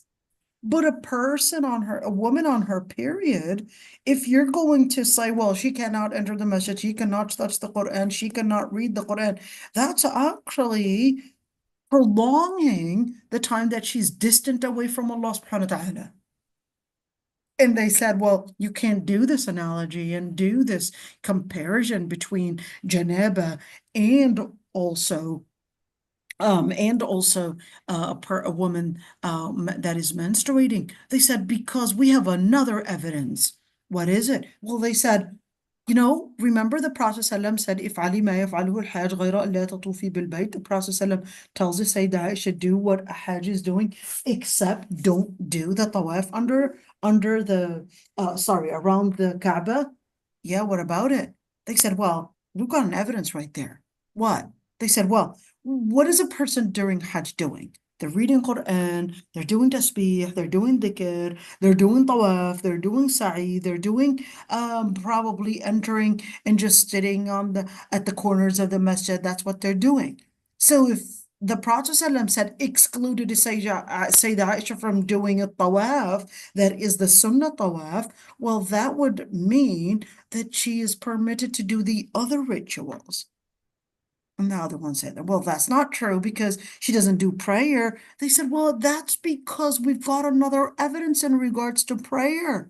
But we cannot include all the different things like entering the masjid, maybe for listening to a halaqah, or perhaps entering the masjid for reading Quran, or probably just wanting to read Quran. And then you're seeing the debate. I'm just letting you know the debate, okay? And the preponderant opinion that I personally would recommend and consider as having the stronger evidence is that she can read the Quran, even though just a note, the four madhab said she cannot. The four madhab said that she cannot. And you're still saying that the preponderant is that she can read the Quran? The answer is yes. Making or coming to the conclusion that one opinion is preponderant is not depending on how many people say what, but it depends on the evidences traced to get to that conclusion. Okay, is this an opinion that people recently came influenced by the West? No. You had a number of different scholars that had actually said this opinion, just as Ibn Hazm was actually famous for that. Well, Ibn Hazm even went farther and considered that a person in the state of Janaba can read the Quran. Yeah. All right. Mom, go ahead. No, Jazakallah khair. Thank you so much. وإياكم. So it says Maria C. was. Yes, you- that's me. I Okay. don't know if you can hear my voice. You hear me? Yeah, I can hear you. Okay. The question is, you said about the ending of the period. And prayer. How about when it's the beginning of the period and let's say Duhur entered and she got her period and she didn't pray Duhur. At the end of the period when she gets clean, so she has the qada to do Question, the Duhur. very good question. Very, very good question. So that's actually, let me first reiterate the question. So if let's say she got her period at Dhuhr time, she still didn't pray Dhuhr. Okay, Dhuhr was at 12:20 and she got her period at 1 p.m. Okay. She was gonna pray, but then she got her period. Does she actually make up that dhuhr or not? That's actually a huge debate between the scholars of usul. The scholars of usul, not only the scholars of fiqh. Why? So scholars had differences of opinions on whether the actual obligation for salah happens becomes obligatory the time that you enter the prayer or the time that you end the prayer. So am I considered as obligated to pray by just witnessing the entrance of that dhuhr? Or is it that I was basically all done with my period, basically free of a period throughout this window between Dhuhr and Asr? That's that debate. Okay, just wanted to know. Oh, wow. SubhanAllah. So you had the main reason for that, because the ayah said, أقم الصلاة لدلوك الشمس. أقم الصلاة لدلوك الشمس. So if I were to translate that ayah, it would, let's see, the first translation is going to be, and perform the prayers when this, basically looking at the sun when it happens to mark the state of entering that salah. Or is it liduluk shams? Is it liduluk shams to mean sunset? Or is it to mean the sun when it basically gets into the marking the beginning of prayer? So the scholars that said, no, the translation or the interpretation for this is that sunset, that would mean basically the end of prayer. And if the ones that said, no, this is marking the beginning, they said, well, this is actually talking about the beginning of prayer, meaning liduluk to mean it went past the middle of the sky. So you could see in Lugha Arabiya, sometimes there can be differences of interpretations even in the Arabic language. And these differences of interpretations— And that's a mercy for our ummah. Absolutely. These differences of interpretations in the Arabic language can certainly have an impact on the tafsir, on the Quranic exegesis, and can even have an impact and an influence on the fiqh itself, the jurisprudence, the legislation, and how we understand it. So that's to answer your question. Is she obligated to make that dhuhr that she did not have the whole window, but she just had the beginning?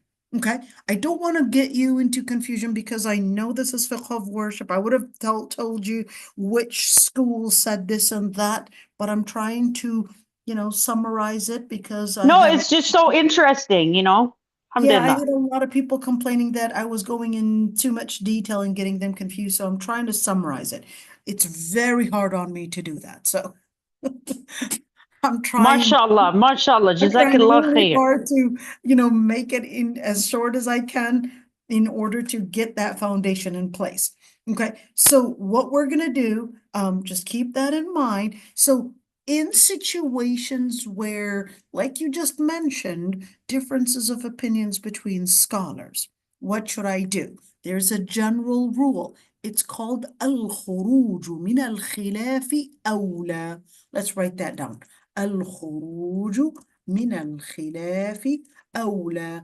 Staying on the safe side and not going to the differences of opinions is always best. But if a sister said, no, I took a class and they said, not unless you have all the window to your prayer, and that's what I'm going to consider. Okay, good for you. You can do that. That's a considerable opinion. Okay. All right. Let's continue right there. So what should I do in الخروج من الخلاف أولى? Staying on the safe side, redoing that salah is probably best in staying away from the differences of opinions. Okay, so now I want you to say this opinion right there and said if the discharge, basically majority of the scholars like Malik, Shafi'i, Ahmad, they basically said if she is done with her period at the end of the day, then the day prayers, Dhuhr and Asr, she would basically make those up. If she was done at the end of the night, then during the nighttime, she would just make it the Maghrib and the Isha basically up. What if we're speaking about that time? Let's see, what about, I'm just going over and trying to see. Okay, and I'm just going, okay, now we're going to get into istihada. Okay, let me explain istihada for a bit. Actually, I'm going to skip istihada for a bit. I'm going to come back to it because, if you were to speak about istihada before you speak about nifas, it's going to be confusing. Okay, let's go to nifas first before I speak about istihada. Okay, what is nifas? Nifas is way easier to discuss. I like that confusion. Exactly. Sorry, I'm just sometimes you could get bad English and bad Arabic at times. Okay, here we go. النفاس, what is that? So it's basically postnatal bleeding. Okay, what does that look like? So it generally has the same rules as a period, but marking the beginning of it and marking the end of it is different. Let's say, so marking the beginning of it is basically, okay, the way that they used to describe it is that if a woman were to have a pregnancy, basically she was in a pregnancy, she got her baby, lost her baby, regardless of the reason, okay? But that fetus, if the fetus had human features, had some little tiny hands, you could see the eyes, little nose, etc. And that usually starts marking at 10-week pregnancy, 10-week pregnancy. You're going to make me cry, ya Allah. Right, but here's one thing. When we're speaking about that timing, sometimes the doctors will say, hey, when was your last period? And they'll say your last period was on this day or that day, etc. And what happens is that sometimes you're not too accurate with the age of your pregnancy. So in that situation, it would help to just say, are you seeing human features? And is this really a 10-week pregnancy, etc.? Yeah, they'll usually do an ultrasound, but it's okay. Okay. So we're just going to look at what we're talking about in terms of features. So if she lost that pregnancy, okay, and they saw human features like fingers, like we said, nose, eyes, etc., then in that situation, we're going to consider the bleeding that comes as a result of this baby loss is actually considered nifas, postnatal bleeding, okay, as nifas. All right, so what is it that she's permitted to do and what is it that she's not permitted to do. The same thing, the same rulings, whether it's sexual intercourse, fasting, prayer, divorce, tawaf, reading Quran, entering the masjid, the same exact differences of opinions that we talked about in period, they apply here too. So it's not anything new. The same exact thing, we're not going to add anything to it. Okay, same exact thing. Okay, so the area, of course, the area that I guess usually gets into that area of, well, how long is this going to be for? Number one, if the bleeding basically ends from that nifas. So what does that mean? Let's say within the first week, she's not bleeding anymore. Then in that situation, that nifas would mark that, hey, she's not bleeding anymore, and therefore she would take a shower and pray and obligated to pray and all of that. But let's say the first week she wasn't bleeding. A week later, she started bleeding again. So in that situation, the week that she wasn't bleeding in, she did the right thing. She's a woman that studied her fiqh of worship at Gems of Light. She knows what to do. So what did she do? Well, when she had her period or her nifas, basically not discharging any bleeding, she basically took a shower and she basically started praying again. And once she got the bleeding again, she was like, oh, here comes my nifas back again, because it is with the window within 40 days. So she basically stopped praying within that window that she basically got her bleeding again. She's a smart woman. Okay, let's see. Now, what if it goes and how long is this bleeding going to be? Well, let me tell you a secret. Don't tell anybody, okay? And believe it or not, there's actually no evidence to prove the longest time for nifas. They all agreed that if the nifas basically she's not getting any more bleeding, that's basically marking as at least not the final end, but at least giving it a pause. Okay. But then is it 40 days? Is it 60 days? What are we looking at? So you got the Shafi'is, they considered 40 days. And you got the Malikis, they said, actually, we've seen women get it for 60 days. We've seen women? What do you mean we've seen? That is to tell you that that timing of making 40 and 60 is more anecdotal and not based on hadith. Okay?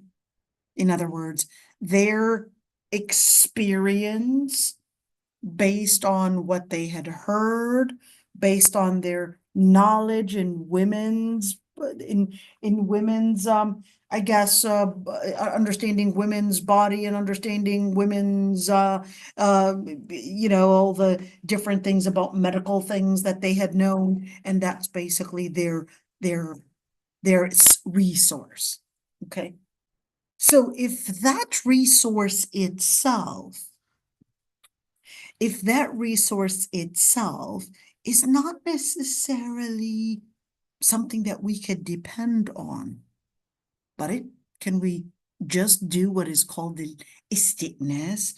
Well, I mean, I've got this, and is it tracing all the way to a fiqh or a hadith, or how do we? So that's just to keep that in mind.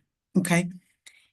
To stay on the safe side, okay, I would say keeping that 40 window is good, but there are situations that some sisters may get it up to 60 days. And then we would say marking as the final, that beyond 60 days, that would not be considered as nifas. So what would that be considered? What type of bleeding? That's going to be a different kind of a bleeding. What kind is it? So what's it going to be called? It's going to be called istihada. What is the what? Istihada. Can you write that down? Sure, let's write that down. I'm gonna write that down. It's called istihada. Here it is. And in English, well, in English, here we go. Istihada. Okay, what does that mean? Well, istihada is any bleeding that we would rule is not menstrual or postnatal. So we said postnatal involves a pregnancy. Menstrual, it involves basically an unfertilized egg in a woman's body, regular cycle being 21 to 28 days, and outside of that, then what are we going to do? Okay, now comes in some of the information. Pay attention to this one. If it's 21 to 28 days, a regular cycle, a woman, usually women are regular, I don't know if it's 80% or most women are regular cycles, 21 to 28 days she bleeds. Okay, but that's easy to figure out. She bleeds for 5 days, 6 days, within that range. Easy to figure out, easy to spot, easy to put on the calendar, nothing to it. But if she's an irregular person, that is where things go out of the window with many. Why? Because they didn't take Gems of Life's classes. Here's how we can figure it out. Now, for the sisters that are getting this irregular bleeding, here's how you're going to do it. You're going to consider timing, but I told you, the time is out the window anyways. But we're still going to consider when your last period was. Okay, fair enough. Number 2, we're going to look at the structure of it. Like the structure of what? The structure of the bleeding? Yes, we're going to look at the structure of the bleeding. Okay, so what does that look like? Can you draw like give me a PowerPoint or something? Sure, we're going to do that, okay? And that's what we're going to do. We're going to give you a beautiful PowerPoint for you to see that, okay? So let's see it right there. Here we go. Uh-oh. Hold on, it's opening and it'll actually give it to us. There we go. Just give me a second. And we're going to share a screen so you could see a beautiful, colorful screen. Okay, so what are we going to do? Let's look at this one. Okay, let's see. The menstrual, a normal cycle, 21 to 28 days. Postpartum, basically after 12 weeks or 10 weeks of pregnancy, depending on the fetus. We just explained that one. All right, istihada, that's that area of tricky area. Istihada and menstrual. Okay, so in that situation, we're going to look at these two. You see, what would they call these? Diamonds? What do they call that? Okay. Parallelogram, or I don't know what they call it. Okay, let's see. So the menstrual bleeding, we're going to look at the texture now. It's reddish in color. Yeah, that girl had an IUD and she's getting that reddish color. So that didn't help. Okay, let's see. Blackish reddish color? Okay, we're kind of getting there, but guess what? Just had the IUD inserted and I think I forgot my colors. Okay, fair enough, that can happen. And I couldn't even tell. The bleeding is so much that I'm not even capable of figuring out whether this red color is red or blackish. I can't tell. Okay, fair enough. Does it have a smell? If it has a smell, then what kind of a smell? That fishy, sticky smell. Got it. Okay. What if it doesn't have a smell? You're more in istihada. Okay, more in istihada. I couldn't actually smell it. I don't even know if I'm smelling the pad or whether I'm smelling the actual period. I'm really confused. I'm just so frustrated that I can't smell anymore. Okay, fair enough. Let's go for another thing. Is it thick? What do you mean it's thick? Do I have to have like clumps of things? No, I'm talking about thickness. Like when it goes into the toilet, does it go into the toilet like a syrup, or does it go into the toilet like it's a dye? Boom, and then goes and disseminates within the toilet. If it goes and disseminates within the toilet, most likely this is actually istihada. But if it goes in as a syrup type of thing, well, that's most likely it's menstrual. Okay, so we're looking at these areas. We're looking at the timing. We're looking at the texture, whether in color, smell, thickness. That's to give you some signs. Can I use other signs? Sure. Like what? Like things like cramping that you would get during a period, but sometimes if, let's say, you had an IUD inserted, you might actually get some cramping for a couple days, and you're not really sure what to do and what to make out of this. And that's why you're going to do your ijtihad. Okay? So doing that ijtihad, you're going to look at the color, you're going to look at that texture, and then you're going to say, okay, based on that, this is what I'm going to rule this as a period, menstrual period, or an istihada. Okay, so when you say istihada, why is that even important to mention?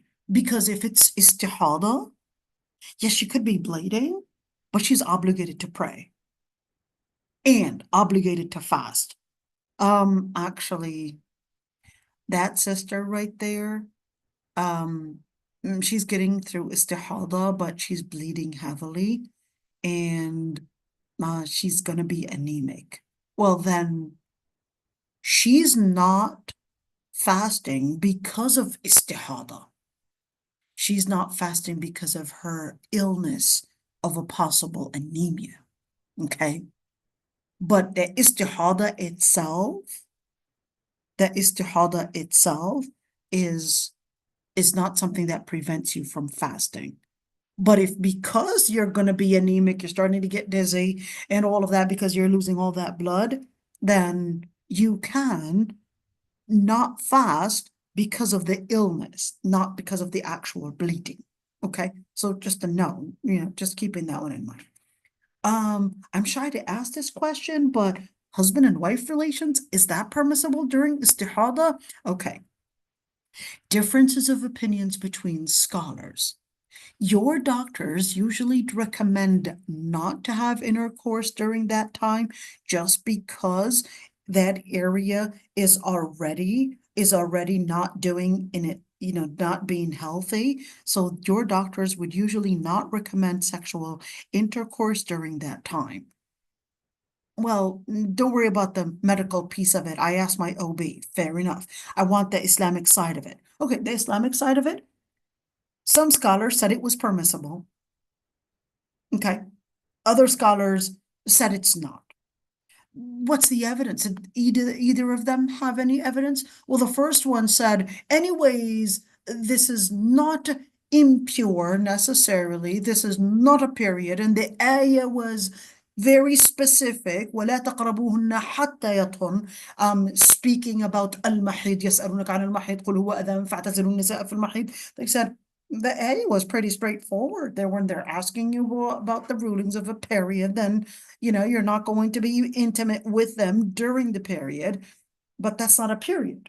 So therefore, to say that he cannot be intimate with her during a period would only be specific to a period, but not istihada. So that's the first opinion. So what about the scholars that said that he shouldn't be intimate with her? They said, it's just because this is disgusting. So it's your personal opinion and not necessarily as a fiqh standpoint.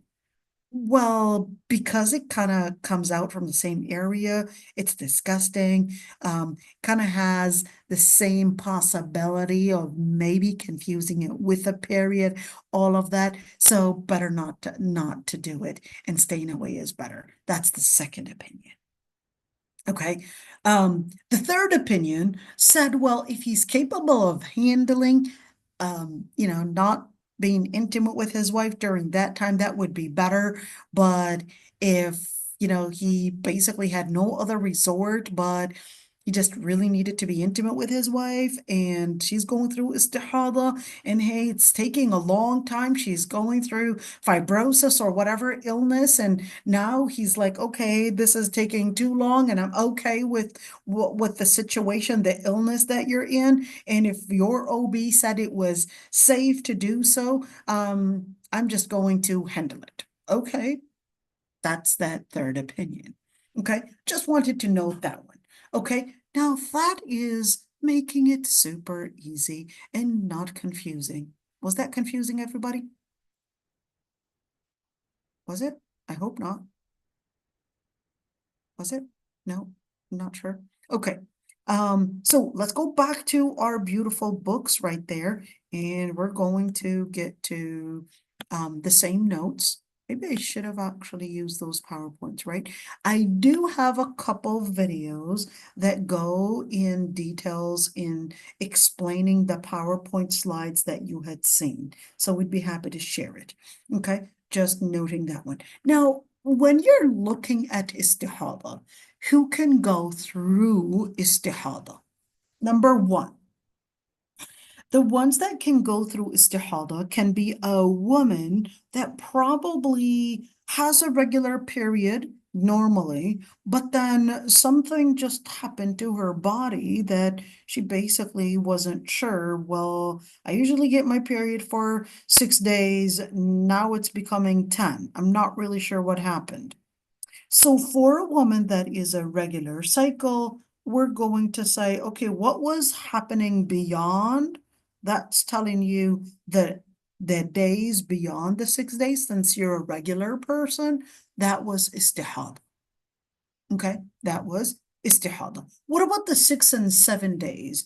I would say, no, don't rush, because if you are a person that gets the period for 6 days, for example, it's normal that your body, whether due through hormones, anxiety, maybe flying, you know, all those different things, or food, diet, etc., all those different things can trigger a change in your cycle. That's absolutely normal. Taking a certain medication, etc., that can actually happen. Okay. The other thing is basically the ones that have an irregular cycle, endometriosis, for example, fibrosis, those different diseases. Okay. And they are bleeding all the time, every day, and may Allah subhanahu wa ta'ala give them a cure. So what happens to those sisters? Okay, we're going to say, okay, here's what I want you to do. You're throughout the month, every single day. Yeah, since she was 13 years old, she was always bleeding the whole month, and they would give her these contraceptive pills and tell her that it's to regulate her cycle. And she has cysts and all of that, and she was going through all of this since she basically got her period. Okay, fair enough. What about your relatives? Like your mom, my sisters? Yes. What is the average number of days for their period? And you're going to consider the average number of days, and you're going to say, out of every 21 to 28 days, but she's not regular. Yes, yes, yes, I know she's not regular, okay? But out of 21 to 28 days, she's going to consider a window of a period days. She's going to say, the average of my sisters, my aunts, whatever it is, let's just, throw a number out there, is 6 days or 7 days. We're going to say, okay, then you're going to take a window, your 7 days, and you're going to consider that those are my period days. Ding, phone call. How can I help you? Well, I'm actually confused because there are certain days that I'm basically getting the bleeding, but I can tell throughout some of those days that it's heavier than other days. Excellent. Good observation. Okay. Are you able to spot something like different, like smell, like texture, thickness, blackish red color, for example? Yes, I'm able to spot that. Excellent. Excellent. Good observation. And in that situation, you're going to consider those days as basically your period days. Okay. If you use the texture, excellent. Thumbs up. Okay. You're going to consider those as your period days. So in that situation, you're going to consider that window as your period days, and then the rest of those days that you couldn't tell anything else about them, then you're going to consider that as istihala. Ding, ding, we got another phone call. What is it? I can't even tell a smell. I'm confused. I can't even tell a smell. I couldn't figure anything out. I couldn't even figure, texture you were talking about. I know you were talking about it was like a syrup. I couldn't even see any difference. I say, okay, sure, that's okay too. It can happen. So what I want you to do is, like we said, you're going to look at your average relatives, and because genetics plays a very important role here. And what are you going to do?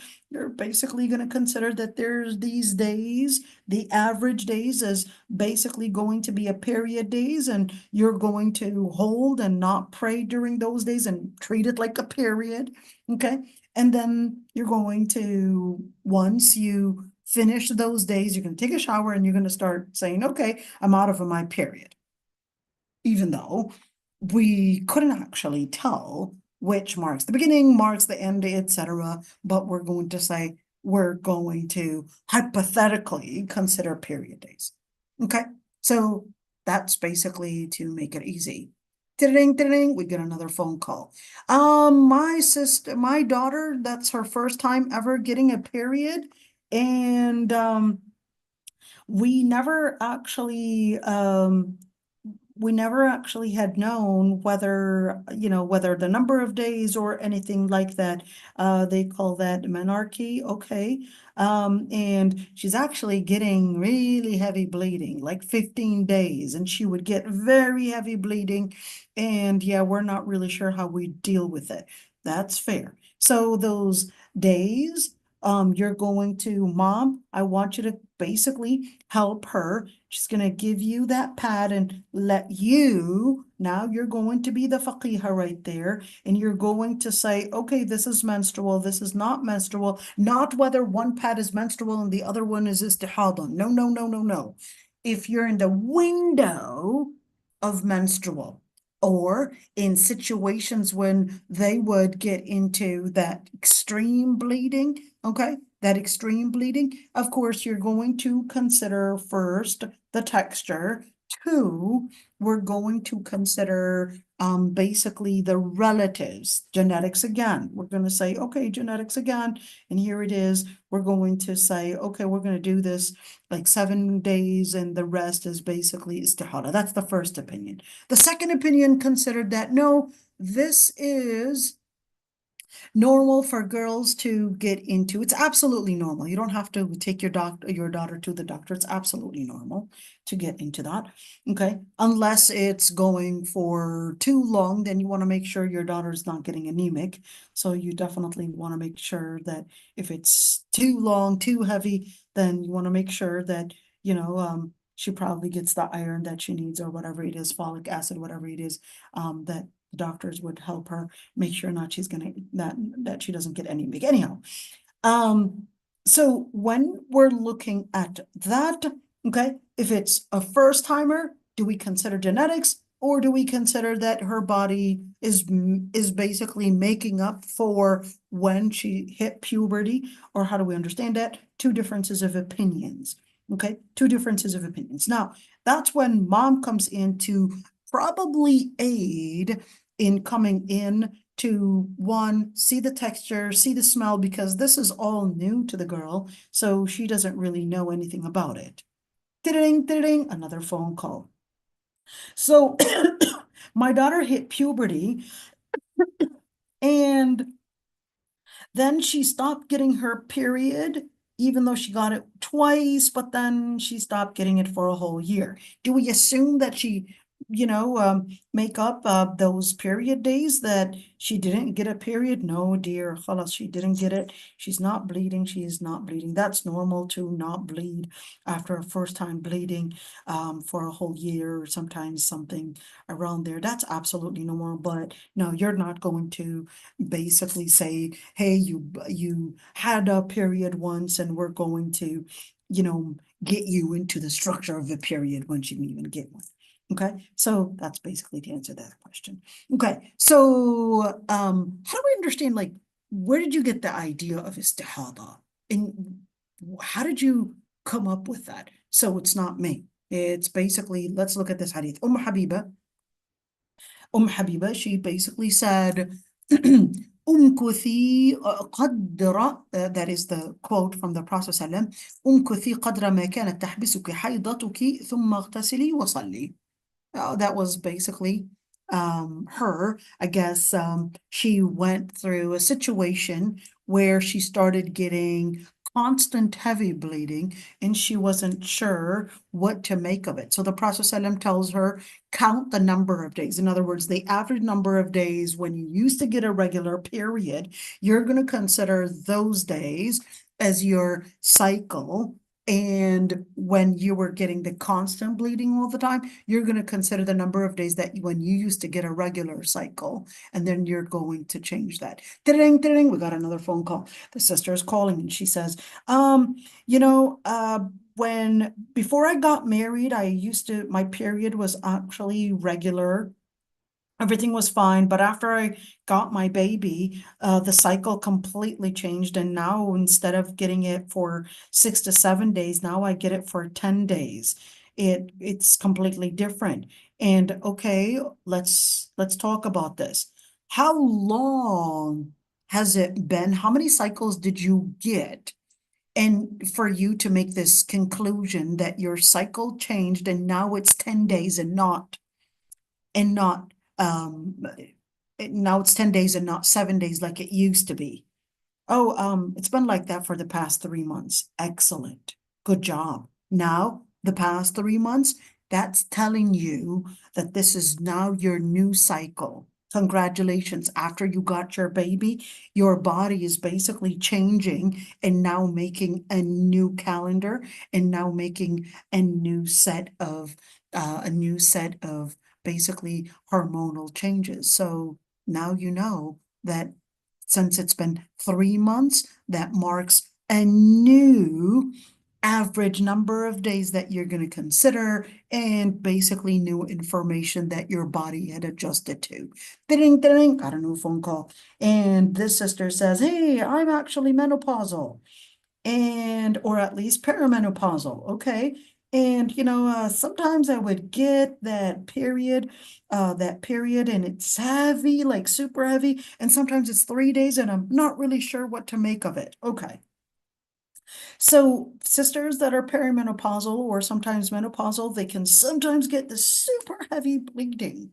And sometimes basically going and getting something like 3 days, 4 days, and it's changing and you're fading away and all of that. So we'll say, congratulations, you're basically going perimenopausal. Please make sure you're dieting right and make sure you're watching your food and make sure you're basically exercising because your body is right now marking a new change that's affecting your brain. Okay, now getting back to your question. Since you are within this area, dear, you're going to consider texture. So what does that mean? The default ruling. The what? The default ruling. Every bleeding is menstrual unless proven otherwise. Can you repeat that again? Every bleeding is menstrual unless proven otherwise. So what does that mean? That means you're not going to presuppose that this is istihada, but you're going to suppose first that this is menstrual. Unless you were pregnant, that's a different story, okay? That's a different story if you were pregnant or you expected a pregnancy, okay? It's a different story. But if we're talking about the bleeding, it's supposed to be the default ruling is that it's a period.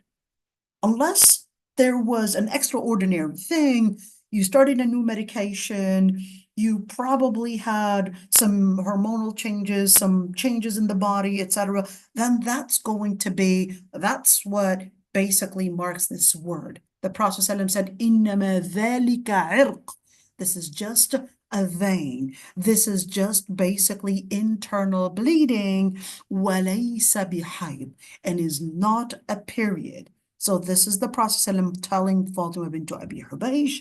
So just to let her know that what you're going to do is that consider that, okay, the period, the bleeding is supposed to be period, unless you've got a situation where there was an illness, an extraordinary situation that basically happened, that would be the internal bleeding.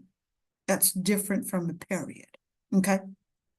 Different from a period. So in that situation, for the sister that's getting that bleeding, I'm going to say, okay, well, it's definitely normal, that perimenopausal time, your cycle is starting to change, all of that, that's absolutely normal. You're basically now going into a new system.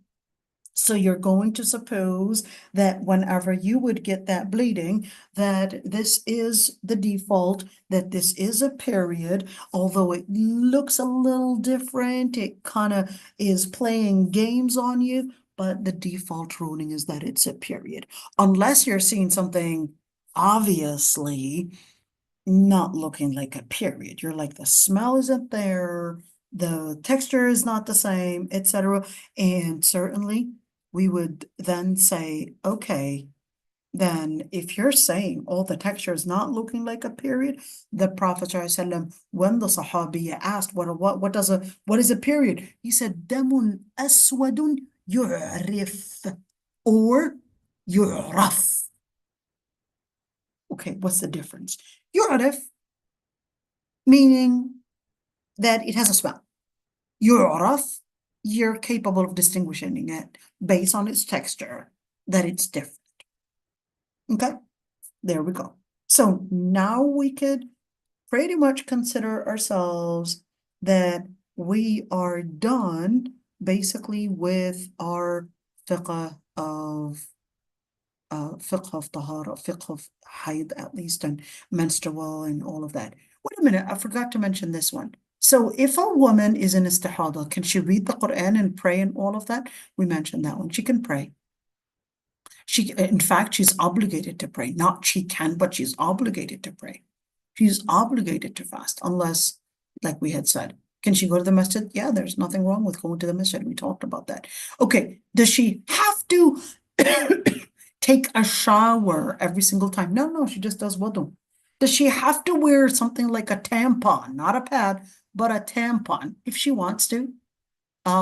If she wants to wear a tampon, she doesn't have to. Maybe a sister is like, I don't want to because I know that, some actually said that it can rupture a hymen. She doesn't want to wear a tampon. That's okay. All right. So does she have to make wudu for every salah? That's differences of opinions between scholars. Does she have to make wudu for every salah? Majority of the scholars said yes, she has to make wudu for every salah. Other scholars like the Malikis, they said, no, she doesn't have to make wudu for every salah. Why not? They said simple. Because if she is going to make wudu for every salah, anyways, we just marked that reason that she is going through as basically not nullifying her wudu. So it makes no sense to make that reason and say we're making wudu from the same reason, but it's still continuous and still happening, which is actually a really valid argument. Okay, so just wanted to note that one, and especially for, what about, a sister that's probably struggling with, hey, because of that bleeding, and it's really hard, she want to take that opinion to make wudu for every salah. So in that situation, we'd say, what you could do, you can pray duhur, like delay it till the last 10 minutes of its time, and then using the same wudu, pray Asr, because 10 minutes later it's Asr time, and that way you could make Dhuhr and Asr kind of like a jama', but it's not really combining the prayers, but it's kind of like, you know, you're like combining, but you're really not combining. And Maghrib and Isha pretty much within the same window. If it's too hectic for you to make those frequent trips to making wudu, okay, according to that opinion, Shafi'i and Hanbali. But for the Malikis, they consider you don't even make new wudu for every salah for istihada. In fact, they considered that bleeding doesn't even nullify your wudu period. They said it doesn't nullify your wudu. And they considered, what about the pad? Do I have to consider taking off the pad? Or let's say some of it went onto the garment, etc. Then they said it's not even impure.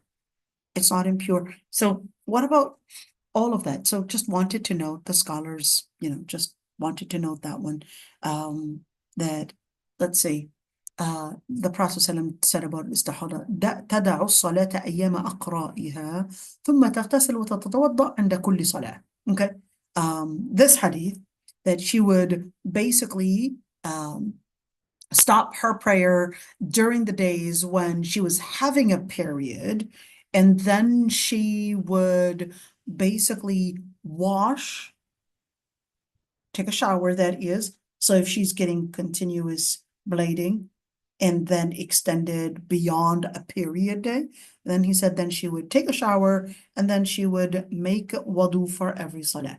Now that make wudu for every salah, that's what scholars had differences of opinions on. Was that an imperative verb, or was that giving a recommendation? Okay, so just wanted to note that one. Any questions before we sign off? We are pretty much done.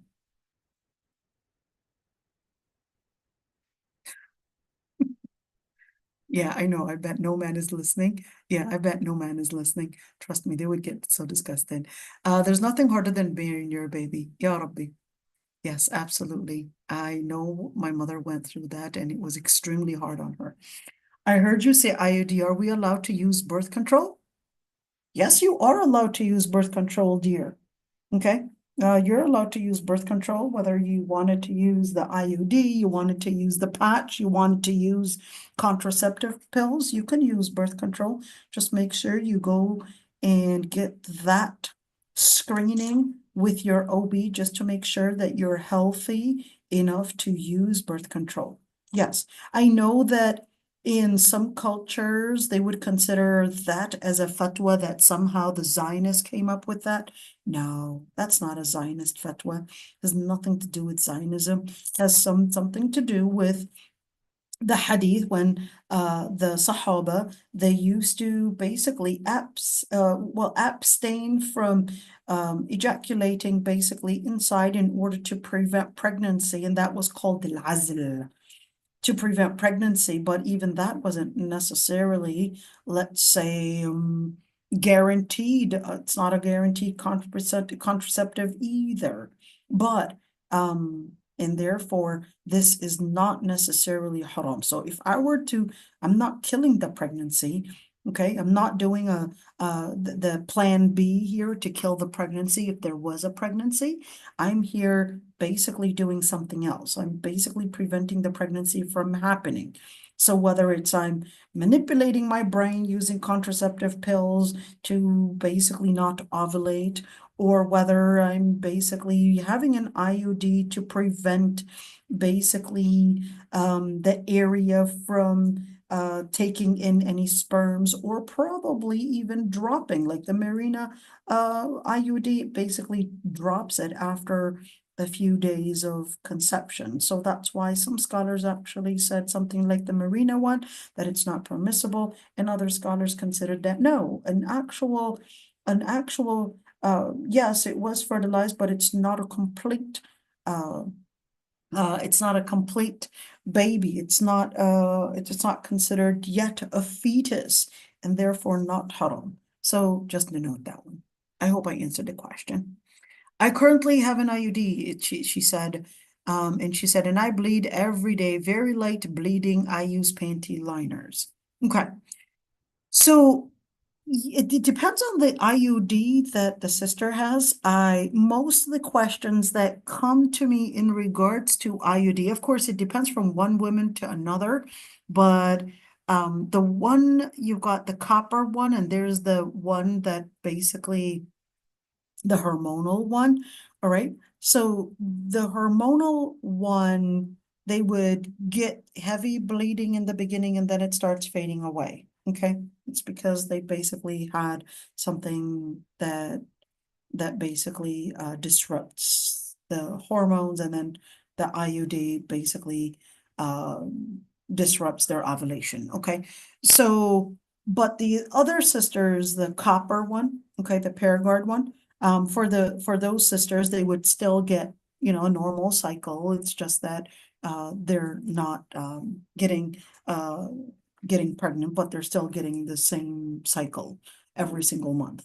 Okay, in the beginning, when the IUD is inserted, they would basically get, well, anyways, you would insert the IUD while you're on the last days of your period anyways.